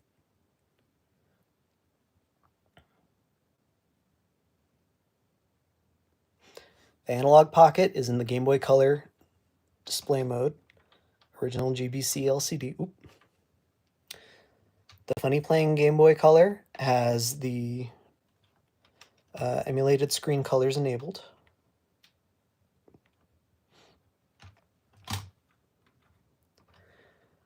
And the ModRetro probably has color correction disabled. I don't know. Oh, now it's working. Ha! Okay. Now it has color correction enabled.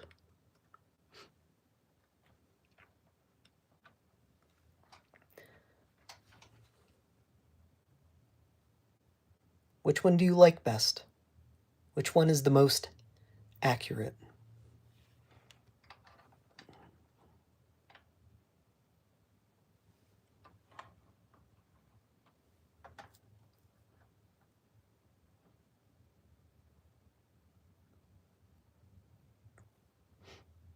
Want to know how I feel about the colors? I don't care. But if you want my genuine opinion on which one is the most accurate to this screen,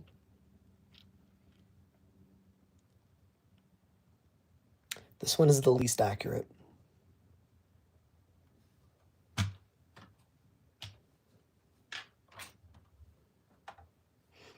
need to lower the brightness on this, if I can.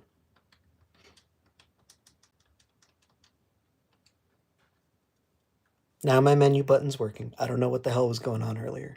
I don't know what that was about. Oh, and now there's glare.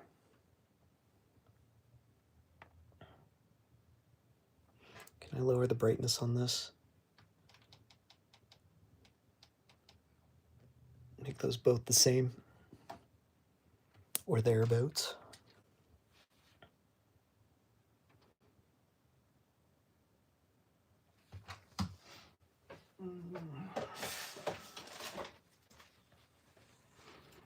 I promise I'm not just stalling. I am trying to give this fair shake.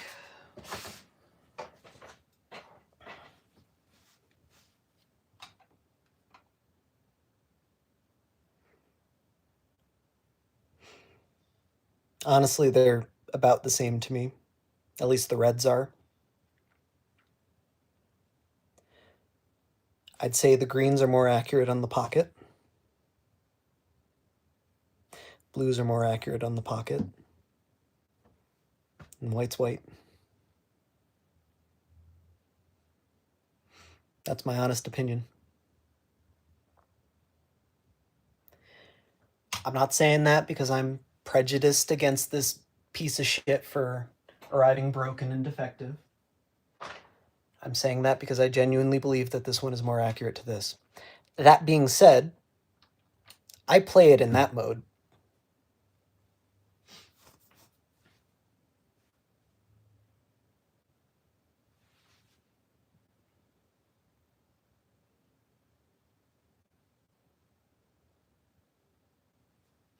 And yeah, that's Frago. I 100% agree with you. Comparing color accuracy on a screen like this to screens like this, it's not even the same ballpark, because if I hold this thing like this, it's facing me. I can see it totally fine. but I'm also looking at my phone screen, and I know you guys can't see shit on stream. It's not even a contest. I don't care how accurate the colors are, any screen you can see is an improvement over this.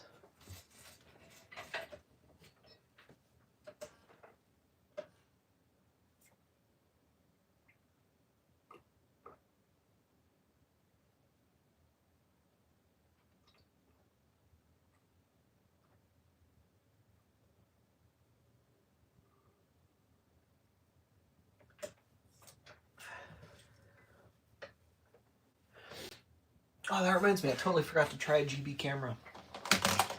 And like, I even put it on my desk for this. I don't know. Are you guys satisfied? Does that answer your questions about the colors?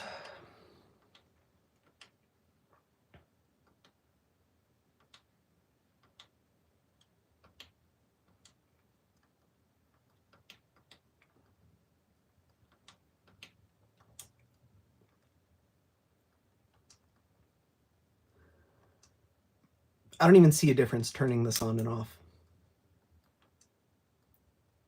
I don't know if it's broken or if I'm just not, if my eyes aren't special enough, if I'm not looking with my special eyes.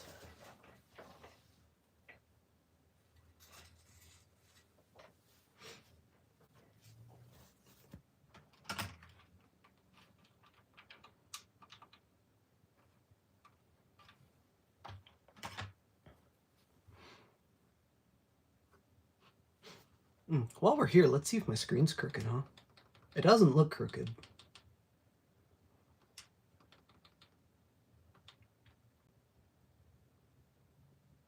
Oh my god, I am having a mind fart, brain fart. I don't even remember what the test is called.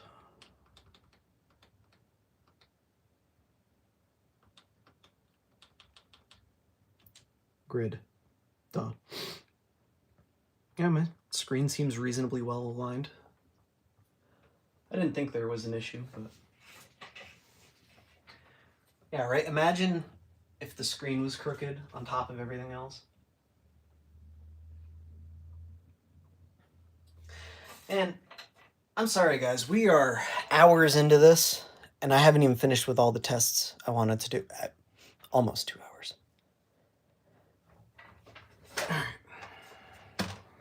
Let's finish this up because I've got places to be. I'm sure you guys have places to be. It's not like it's school night or anything. I've got to get up early tomorrow. I don't know about you guys. Maybe I should just call in sick.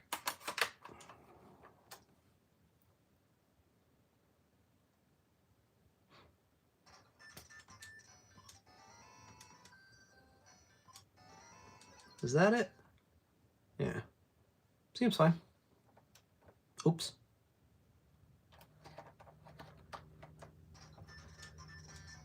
That's...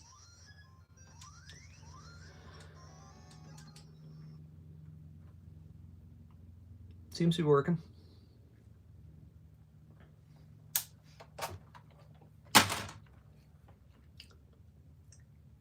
don't know if I have much else to test. We could test out IR. Though I don't imagine there will be an issue with that.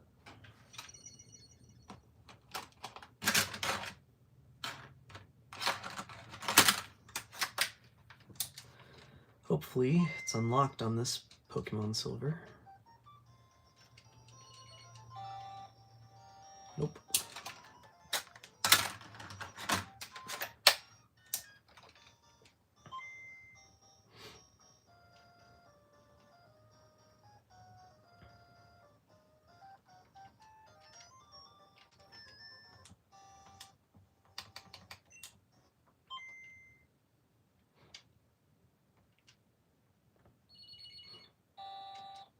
I mean, point for this thing over the FPGBC. FPGBC doesn't even have IR.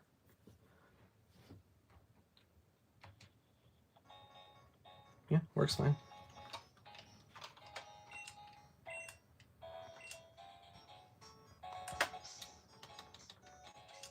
I can't remember if you're supposed to save after doing that, but I'm gonna.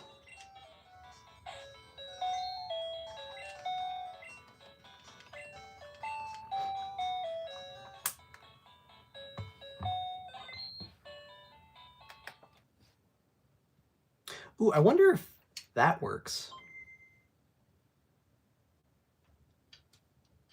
I think we gotta start a different game to back up the save.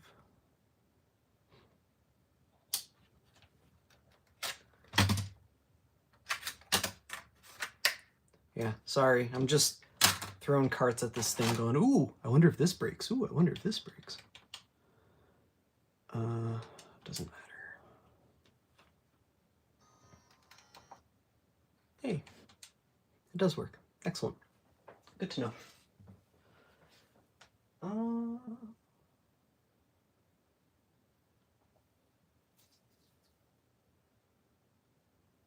Durability test. I'm not doing a durability test. I bought this thing because I genuinely wanted it. Like, this isn't... It's different when I pay for it, when I buy something for me, than when I buy something for the channel. And I bought this for me, and I just so happened to be showing it off on the channel.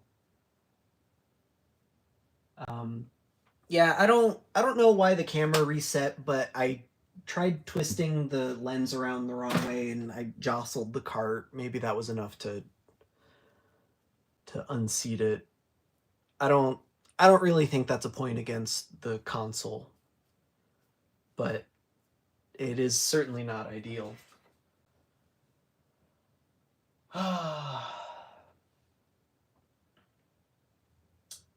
Yeah, Lego My Froggo. I did try Kirby's Tilt and Tumble. It has the exact same problem as early FPGBC, where you have to hold it at this angle for it to be flat, which is obviously less than ideal.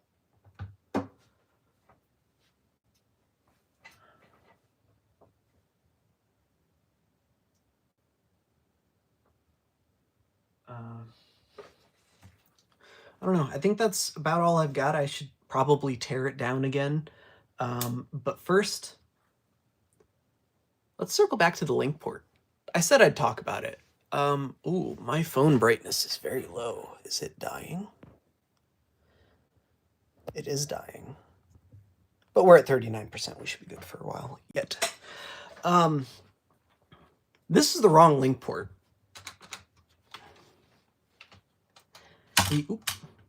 The Game Boy Color link port is supposed to look like this. It's not supposed to have that extra notch in there.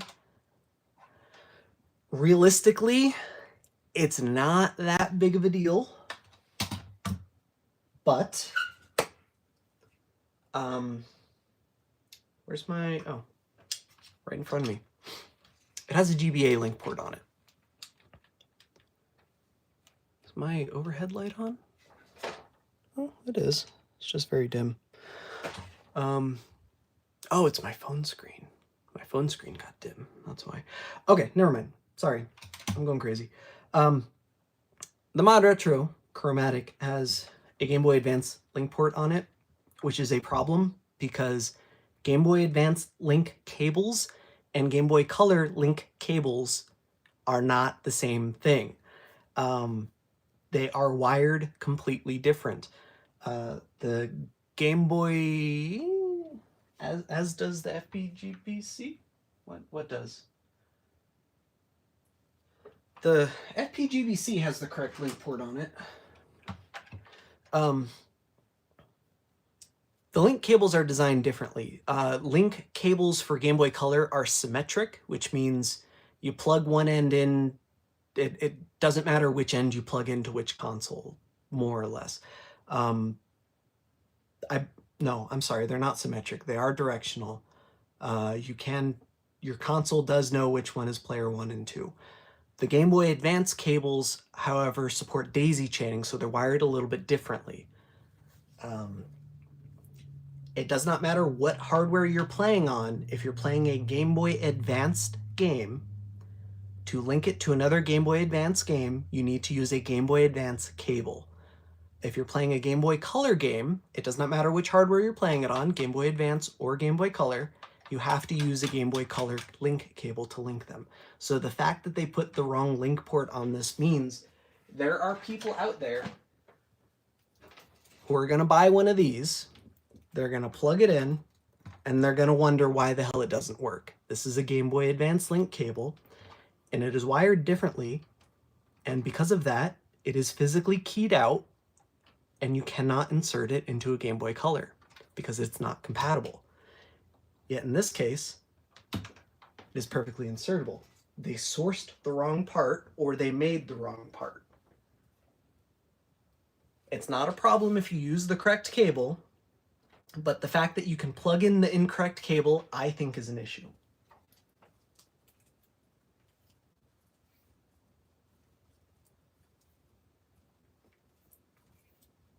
Funny Playing had the ports made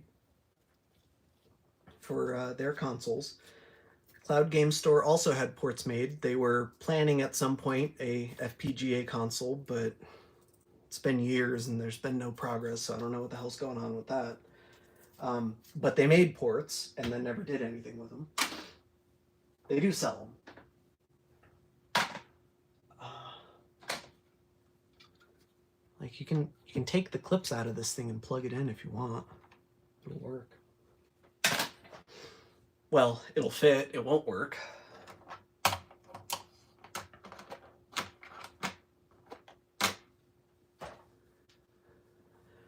I have a Pokemon Prism cart here. I'm willing to bet that it's going to have an RTC problem, but I don't care enough to actually check. That game has lots of problems on many consoles.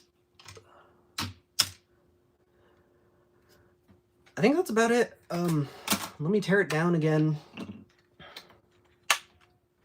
I tore it down earlier, and I was so frustrated with the menu button, I forgot to go over the PCB.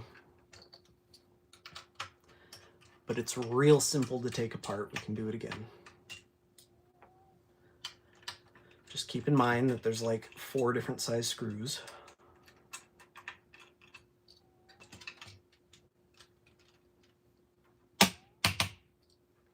Okay, whatever, doesn't matter. It doesn't need to come out, I just want it to.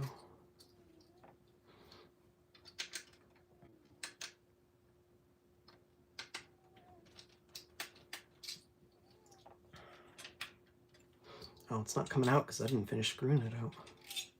User error. Skill issue.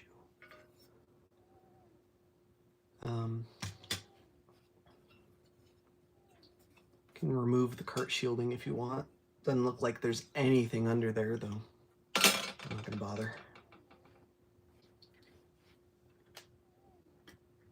Unplug the screen. So I know they made a custom screen. It looks like they baked the color profiles into the screen itself, at least if you take Polymer's word for it. That's what they did. And based off the fact that the color correction in the menu doesn't seem to do anything, I'm willing to believe that.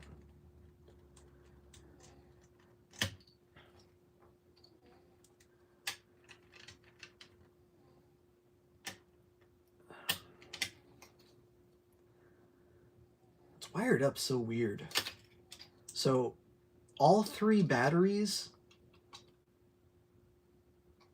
so the grounds are connected on all 3, and then each battery has a wire going to a separate plug. I don't understand that. I'm gonna have to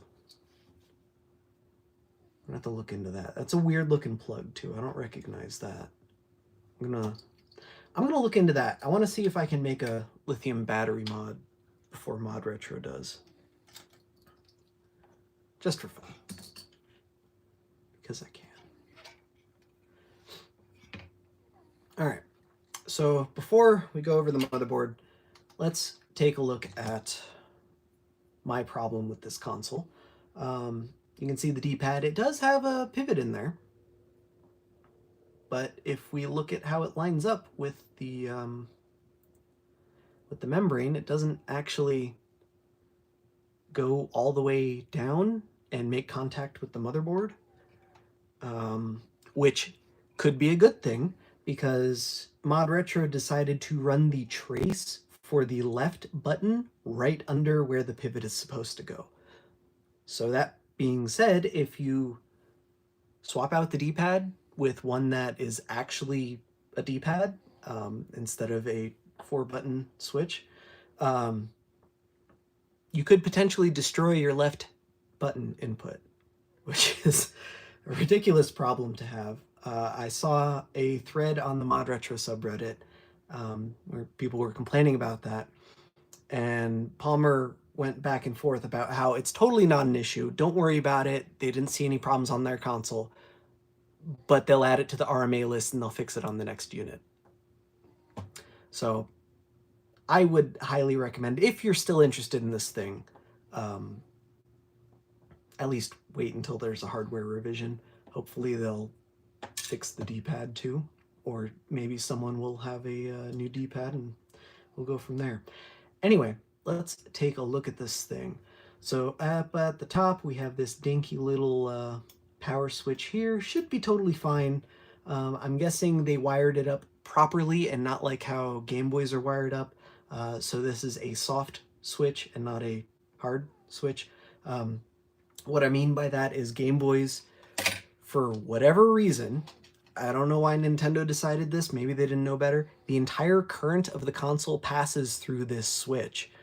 So when you switch this on and off, there is some arcing that occurs internally, and it covers the contacts in carbon, and after 10, 20, 30 years, the power switch just kind of stops working real well. As you can see by me putting batteries in this GBA and trying to turn it on, I just get, you know, a little flicker of a red light and then it goes away. It's kind of hard to see. You'll have to take my word for it. Or I can turn lights off and, yeah. This console should work fine as soon as I clean the switch, but I don't care to do that right now. I don't know. It should be fine. This looks like a pretty standard part. I saw someone had taken theirs apart and then put it back together, but the switch was misaligned in the shell, and so they snapped the nubbin off. It looks like an easy enough part to replace if need be, but you would need to, you'd have to solder that on. It's not going to be a drop-in part. This has an ESP32 on it with either Wi-Fi or Bluetooth or both. I have no idea. It doesn't look to be implemented yet. At least I couldn't see anything in the menu that would use this. I mean, maybe they're just using it as a microcontroller, but the fact that they have one with a wireless antenna and the fact that they routed or placed the part, you know, right by the IR window to ensure that, you know, the wireless signal makes it through the metal shell, makes me think maybe they have some plans for it in the future. Up top here we have a WinBond chip. It's probably an EEPROM, maybe storing configurations for the FPGA here. This part here, Go Bridge. That's interesting. I've never seen that brand before. But the part number makes me think it's a Go-In. GWU2X. No idea what that is. Maybe some sort of microcontroller based off of the crystal oscillator right next to it. Who knows? Some big ass caps all over this board. Look at those things. Those things are monsters. Huge. This is probably the main FPGA run in the show. Given that it runs to these level shifters right here, which probably run to this cart slot, I'm guessing that's probably, I don't see anything else on this board that would be capable of driving the show, so that's got to be it. There's the IR LED sender and receiver. Oh, nope. We've got one on one side, the other on the other side. So probably sender, emitter, transmitter, and receiver. That's the word I was thinking of. Nothing too interesting on this side, just a whole bunch of passives, 2 crystal oscillators. U24 here. I don't know what that is, but that's a little 6-pin package. Some transistors. Nothing too fancy. Back on the front, I can't make out the part number for this. I can't even make out if it's upside down. It's upside down. YF04E. No idea what that is. Well, there's a little bit of shmoo in one of my voltage regulators. Hopefully that's not a problem. I mean, it's been working. It's probably not a problem. There we go. Probably wasn't conductive.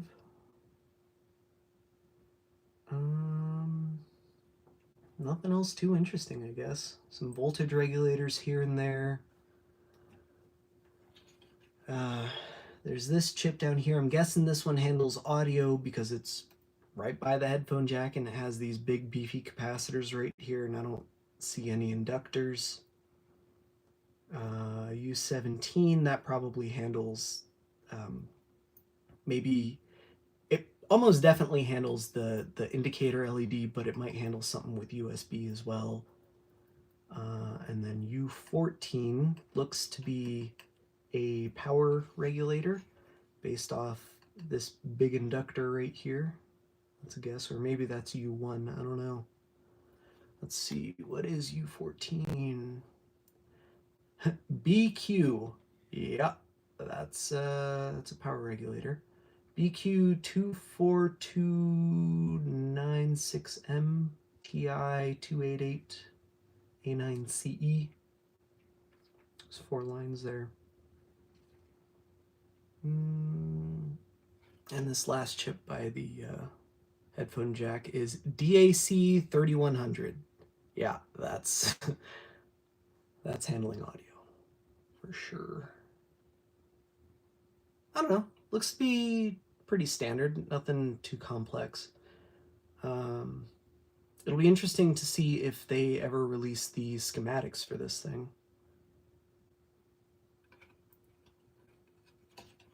I don't know how much modding potential there is for this. I know potentially you might be able to load ROMs over an SD card, but really, if you want to do that, there are better options. Like you could buy any one of half a dozen emulator consoles. I wouldn't recommend this one specifically for Game Boy. In fact, you probably can't even buy it because Anbernic releases a new model every few weeks, it seems. But they're half the price. They work so much better. They're a third the price when you factor in the cost of one of these things. And they don't require soldering in an SD card, reflashing firmware. You just put the ROMs on it and you just play, and you have save states and you have fast forwarding. Or depending on where you buy it from, it probably just comes with the ROMs anyway. Not that they should, but it's the reality of the situation. I don't know. There's got to be a battery charger on here somewhere. Maybe it's this thing, because this is right by the battery connector. It is incredibly small. I didn't even notice that thing. If there's a part number on it, I don't see it. It is so very tiny. I'm referring to this component right here.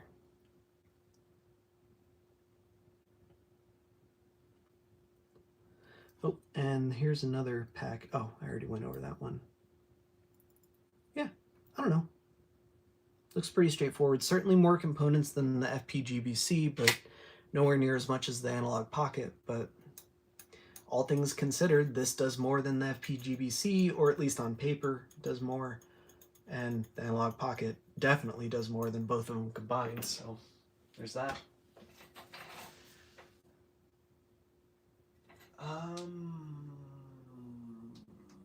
Timothy Smith. I don't think the Reddit account is Palmer. I really thought it was, because there was a pinned thread on the subreddit that says this is the CEO, and it was started by that account.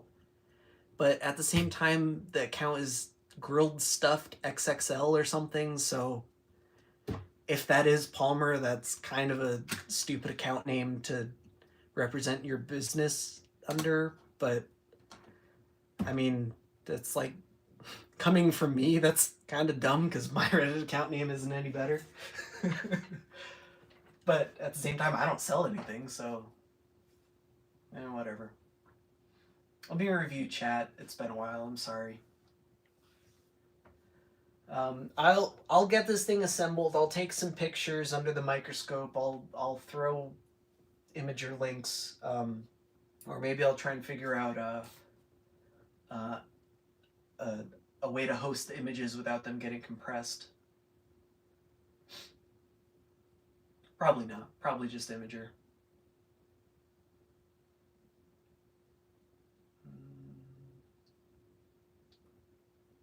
Catch up on chat. Hang on.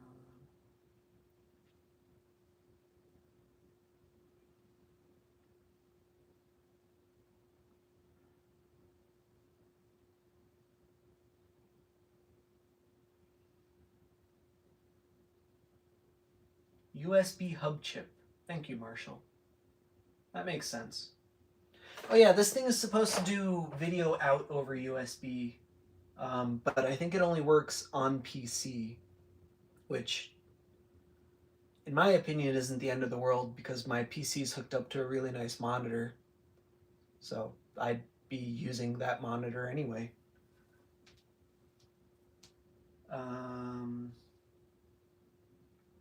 Can you speak on the menu taking more power when it is active? It is speculation on the subreddit.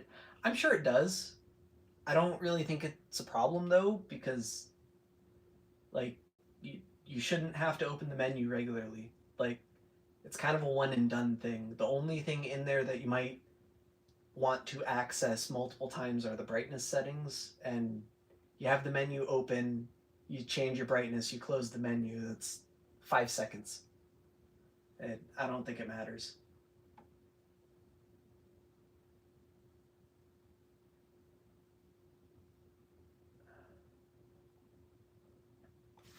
Looks like they're using hard gold. I don't know how to tell if this is... I'm forgetting the acronym.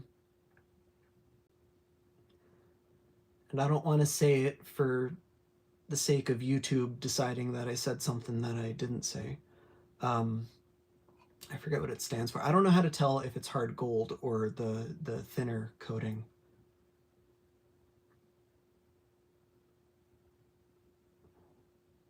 I mean, I guess we can try scratching it, see what happens. I don't really want to. Someone who's already destroyed theirs can scratch it up.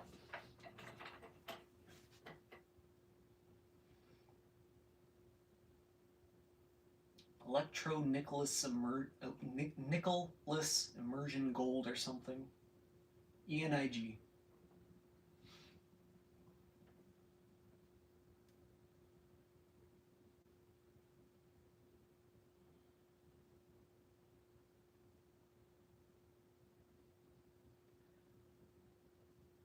It acts as a webcam. That's pretty cool.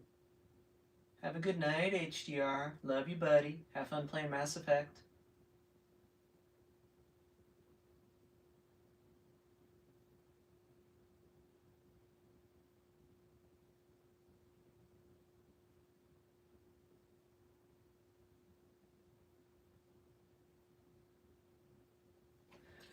Yeah, I don't really care about the durability. Realistically, it's not a problem. This is made of injection molded ABS plastic. I've never had a durability problem with this. The screen, yeah, I mean, from the factory, these things come with plastic screen lenses, and they scratch up, and it's terrible. Aftermarket solved this a while ago with glass replacement. This is supposed to be sapphire. Allegedly, someone already tested it and based off the hardness proved that it is indeed sapphire. I don't care. It's fine. I don't know. Doesn't really seem to make that big of a difference to me.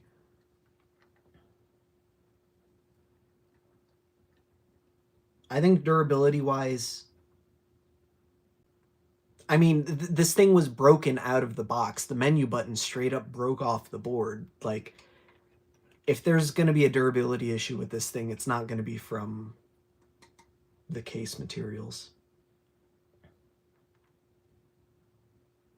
Seems pretty solid.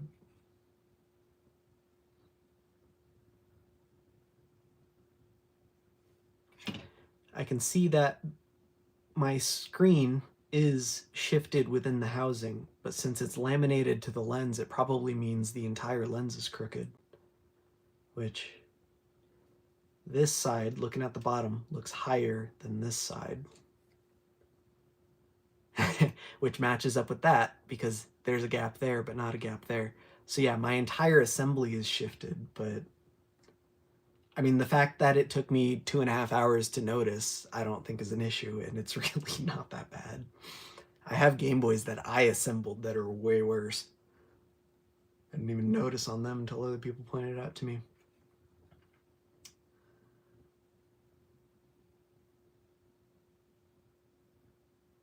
Yeah, I don't know if I have much else to say.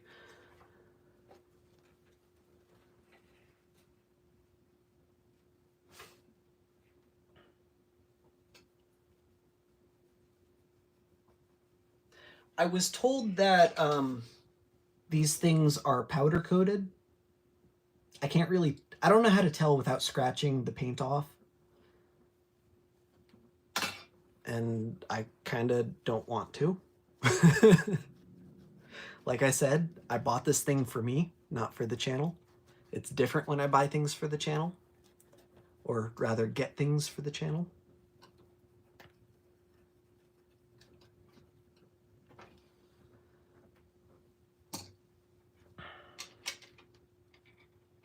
This is that time in the video where I sum up my last 3 hours of rambling.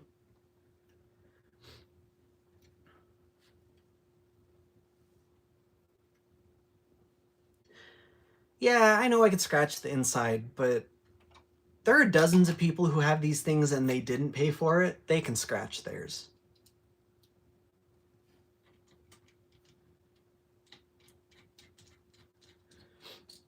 Or even that did pay for it and already had ad revenue pay for it back. I don't care.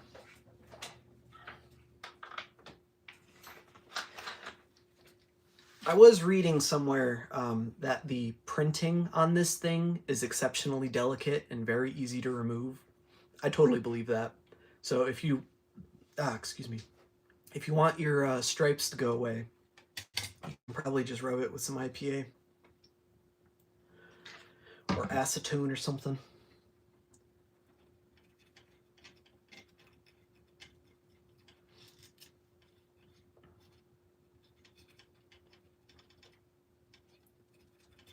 And clean up the flux from when I had to solder that stupid button back in.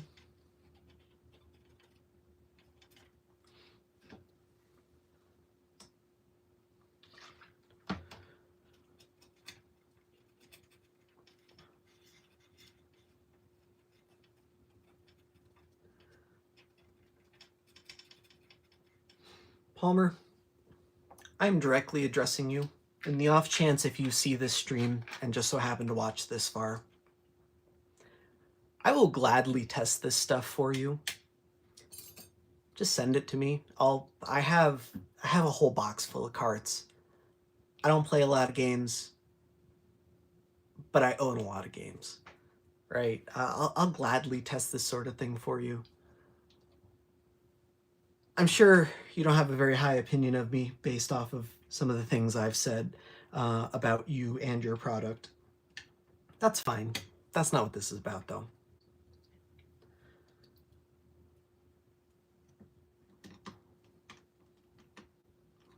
This is not great. There are a lot of things I would have done differently. Am I satisfied with my purchase? No, not really. Am I going to return it? No. I'm going to keep it. This is probably going back in the box and on a shelf for at least a few firmware revisions. Or at the very least until I get my SD card slot.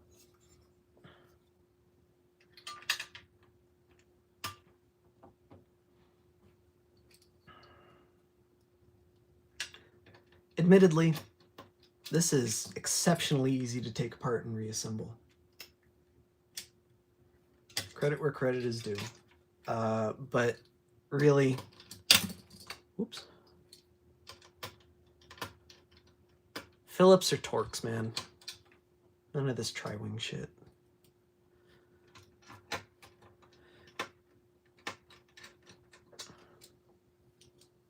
And this, why is this screw so long?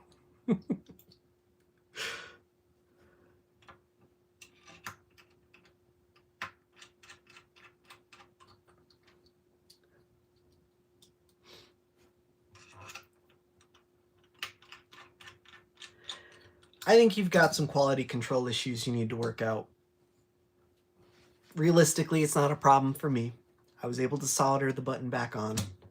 Not everyone who buys this thing is equipped for soldering, however. It's kind of a problem when parts are literally falling off the fucking thing out of the box. But I don't know, that's just my opinion.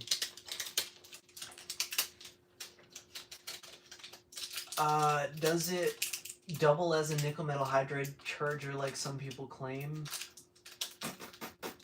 I sincerely doubt it, because I don't know how this thing is able to detect whether I have alkaline batteries installed or nickel metal hydride batteries.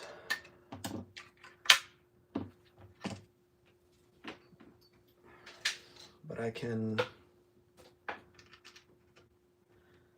plug that in. It's pulling 30 milliamps, almost nothing. Let's see if there's any voltage on the pins. Probably need batteries installed.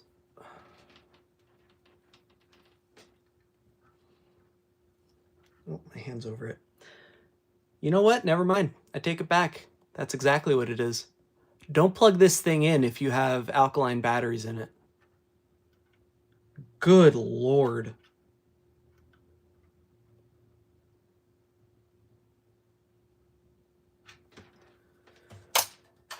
Oh man, I just fucked up my multimeter. No, it's fine.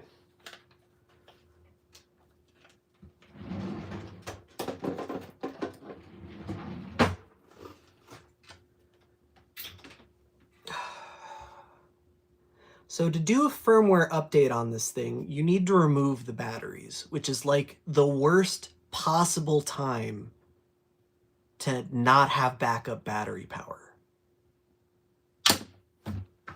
Jesus Christ.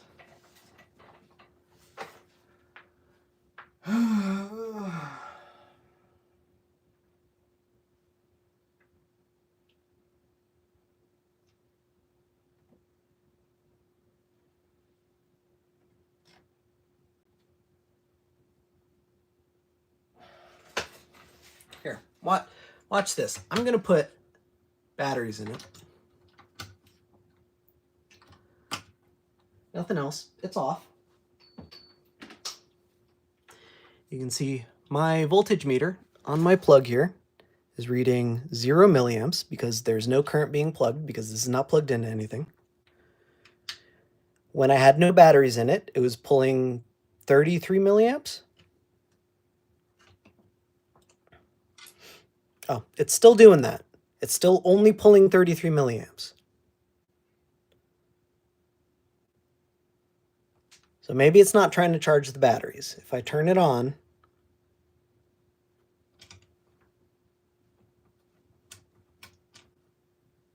there it goes. Now it's pulling 225 milliamps.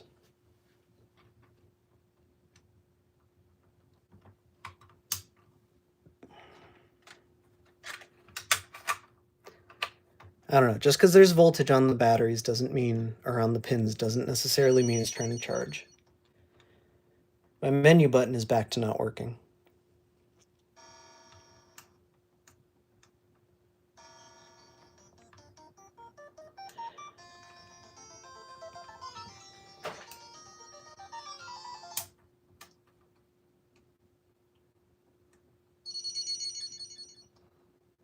Yeah, I can't even test if the menu uses more power while it's open, because my menu's not opening once again. Maybe this is going back to ModRetro.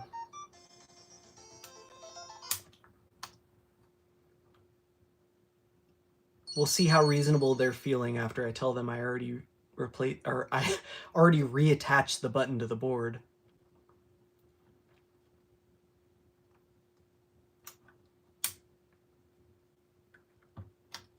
Turn it on. Don't touch it.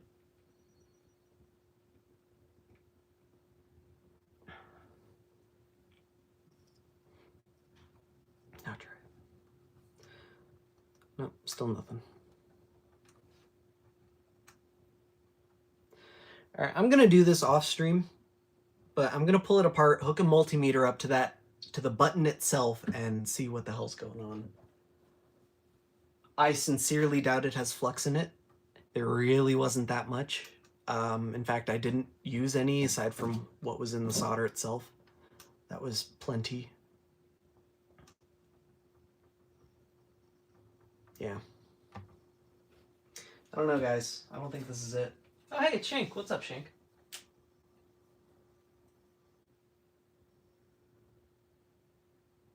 I mean, it's definitely running off USB-C. Let's see if it switches gracefully.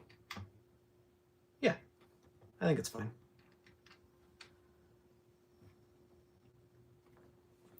I've got a green blinking light. I don't know what that means. If only there was a manual to reference.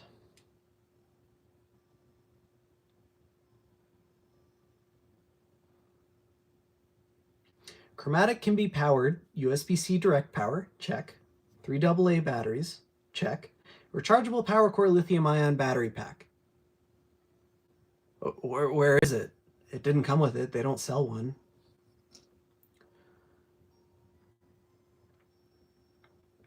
Chromatic uses 3 AA batteries for operation. All 3 batteries must be of similar voltage. Batteries should be replaced when the LED indicator blinks red or the low battery notification appears on screen. Oh, that's neat. It has a on-screen indication. LED indicator, that's what I want.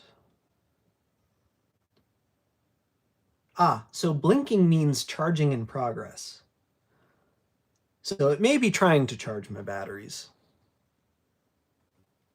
It's pulling 232-ish milliamps. Let's pull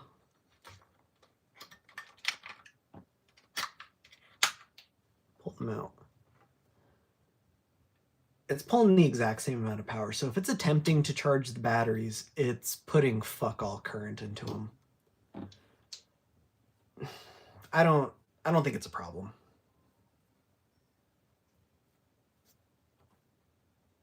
Yeah, it's still blinking and it's very obviously not charging anything.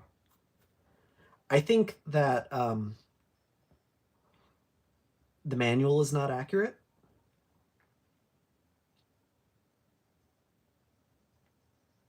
But I think it requires more investigation.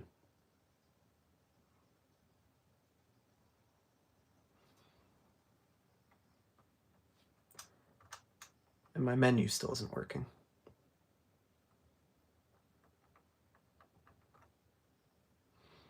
I really wish they hadn't used a side mount surface or a side actuation surface mount button. That's just silly. Drawing 1/4 of an amp at 5 volts. I can't math that right now. I don't have to. The meter says it's 1.18 watts.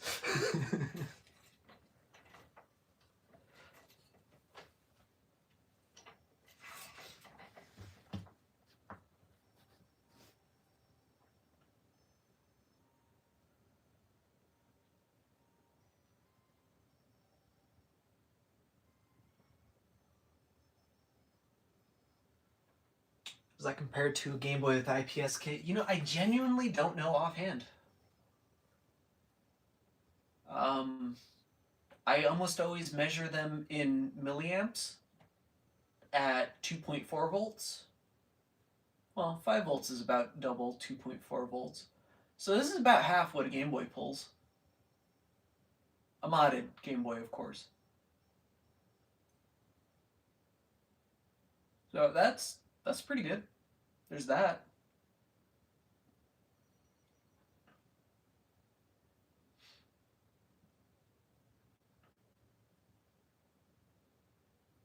Yeah, I'd say it's a lot less. Let me... I have a literal spreadsheet for this specific reason. Let me actually pull it up and reference it. Not like I'm not sitting at my computer right now shouting across my room.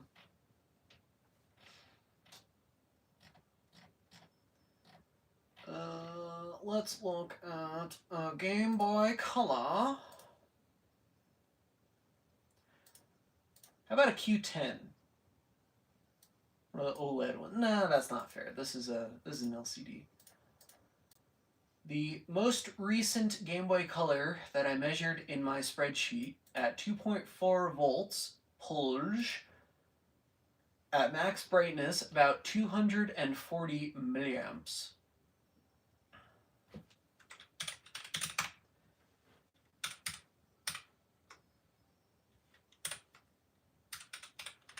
Which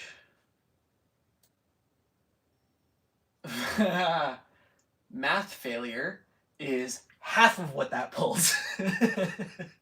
That is 0.57 watts. I'm sorry. I got that way too wrong. Let me make it a...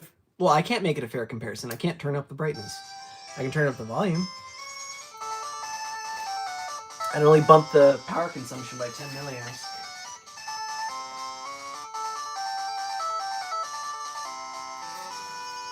But I can't hear myself think with this thing maxed out.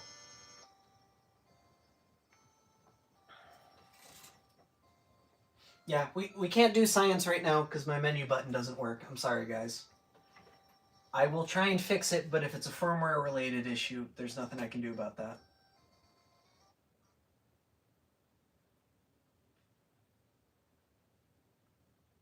If it's mechanical or electrical, I'll replace it. I'll fix it. It's not a problem. Well, it is a problem, but I'll fix it anyway.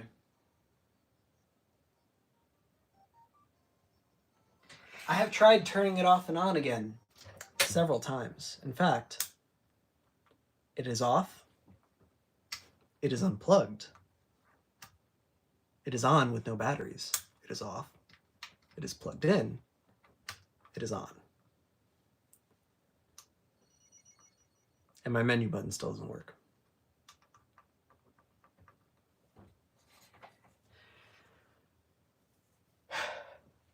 All right, I'm gonna end it here. I think I've said all I can say.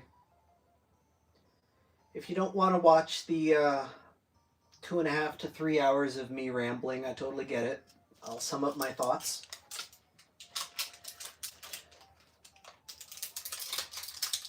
I don't think this thing's worth the money. Not as it is. If you're interested in this thing and you know who you are, give it another year. Let them work all this bullshit out first. The D-pad sucks. The firmware features suck. I'd love to show you them, but my menu button doesn't work. The game compatibility is hit and miss. For the specific games that I would actually play, which is the game that's in it, seems fine.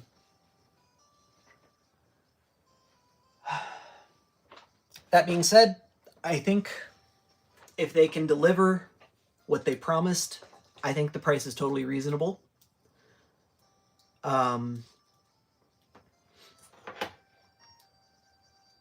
I think if you're comparing it in price to an FPGBC, which is most similar feature-wise, FPGBC is about half the price, but this thing's made of metal. This thing's made of plastic. You know who you are. Personally, I think the bigger screen in the FPGBC is appealing. The D-pad actually works properly in the FPGBC, which is also point for the FPGBC.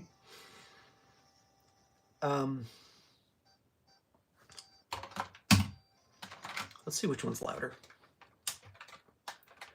Totally forgot to test that.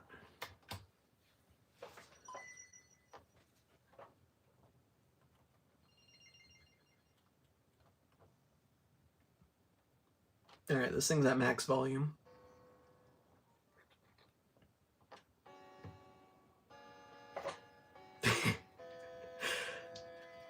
That might be why it wasn't booting things.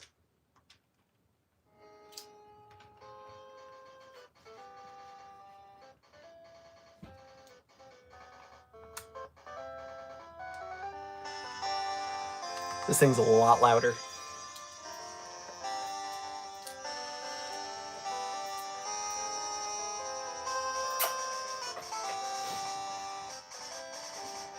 What about the Retro Pixel Pocket?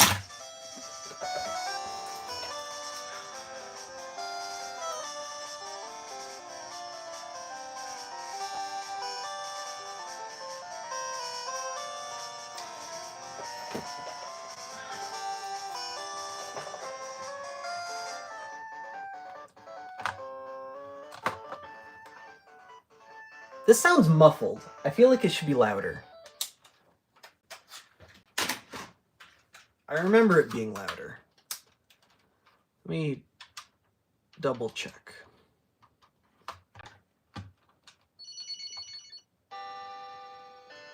No, okay, never mind.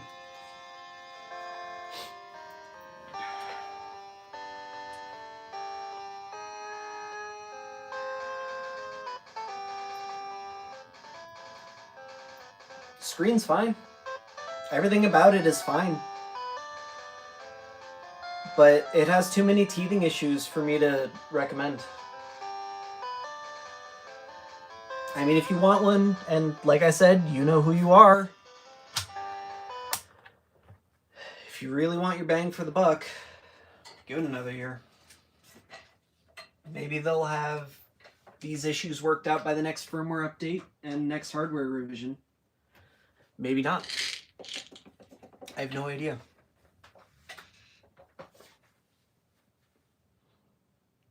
This ain't it, though.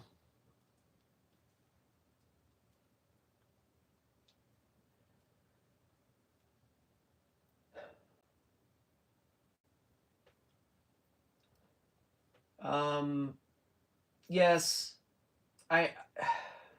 you do get a battery with the FPGBC White Young Link. You're correct, but you get a game with this thing. So half dozen of one, six of the other, and it did come with double A's. In all fairness, I understand that they're not rechargeable and they're one-time use, but you can play it out of the box if that's what you mean. And the Tetris game itself is reasonably good. I totally forgot to go into this, but there are problems with it. Namely, it is a Game Boy Color only game that for whatever reason, also works on Game Boy, not this Game Boy Pocket, but some Game Boy Pockets.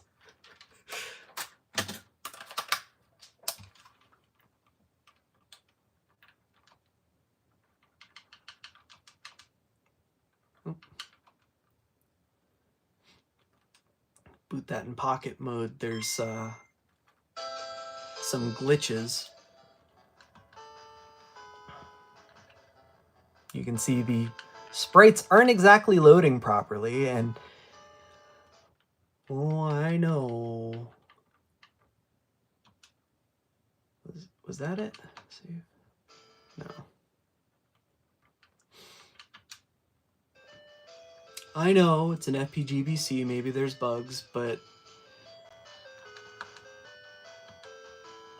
it's not a good look.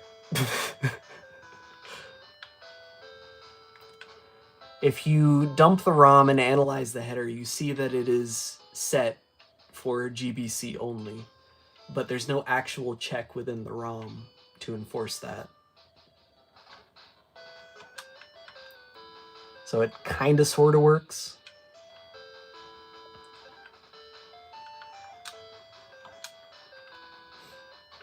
I mean, the worst thing I can say is that some of the sprites are corrupt, and like, it's still totally playable, so to each his own.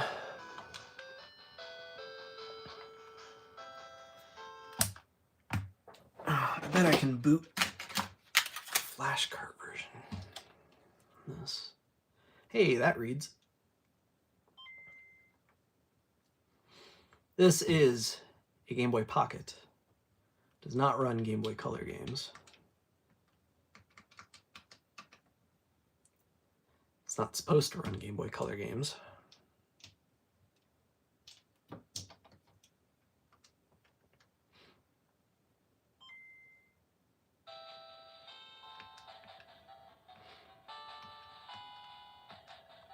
Oh look, the exact same sprite corruption. Interesting. Yeah.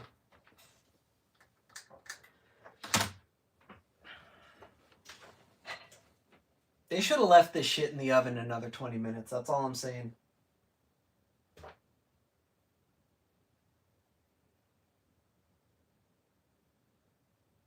Do you want me to pull out a half dozen more handhelds? Because, like, I've got this thing on my desk.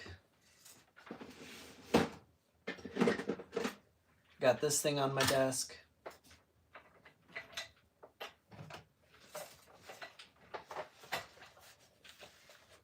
I've got the original Poco on my desk.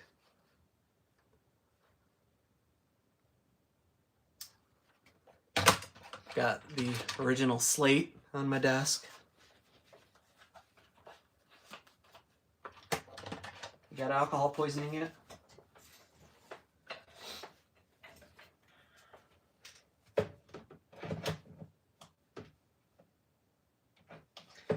It does not play Game Boy Advance games yet. It has a Game Boy Advance Link port.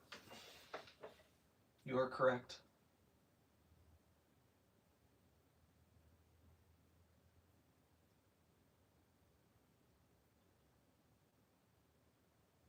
I've already torn it down like 3 times. And I'm about to do it again to see if I can figure out what's going on with my menu button. But, oh, you know what? One more test, and just because I looked down and saw it. I have Benven's MBC 3000 cart, which, if I recall, did have some issues on the FPGBC on early firmware. Oh, look! It has Coral on it. Oh my goodness, I didn't realize that I had Coral actually flashed to something. Like an hour ago, I was talking about that.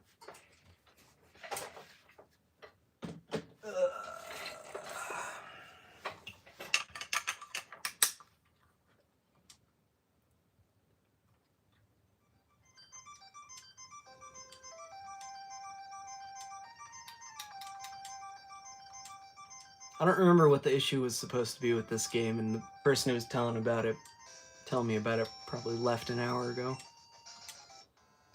But not only does the Ben Ven cart work, so too does Coral so far.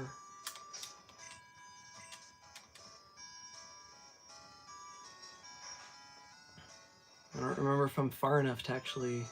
I guess so.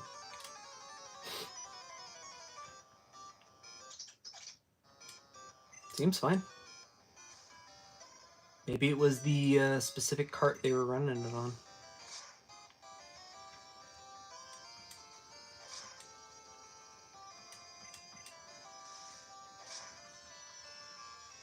My light's orange. What does that mean? Does that mean my batteries are almost dead?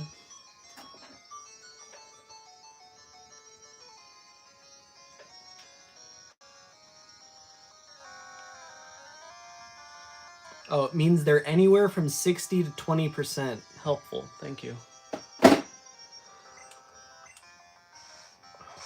They're brand new. That feels kind of short. I guess that makes sense. I couldn't do math earlier. Yeah, that's all I got. I'm gonna go. Thanks for watching, guys. I appreciate this. I appreciate you sticking with me through this. I know that I ramble a lot.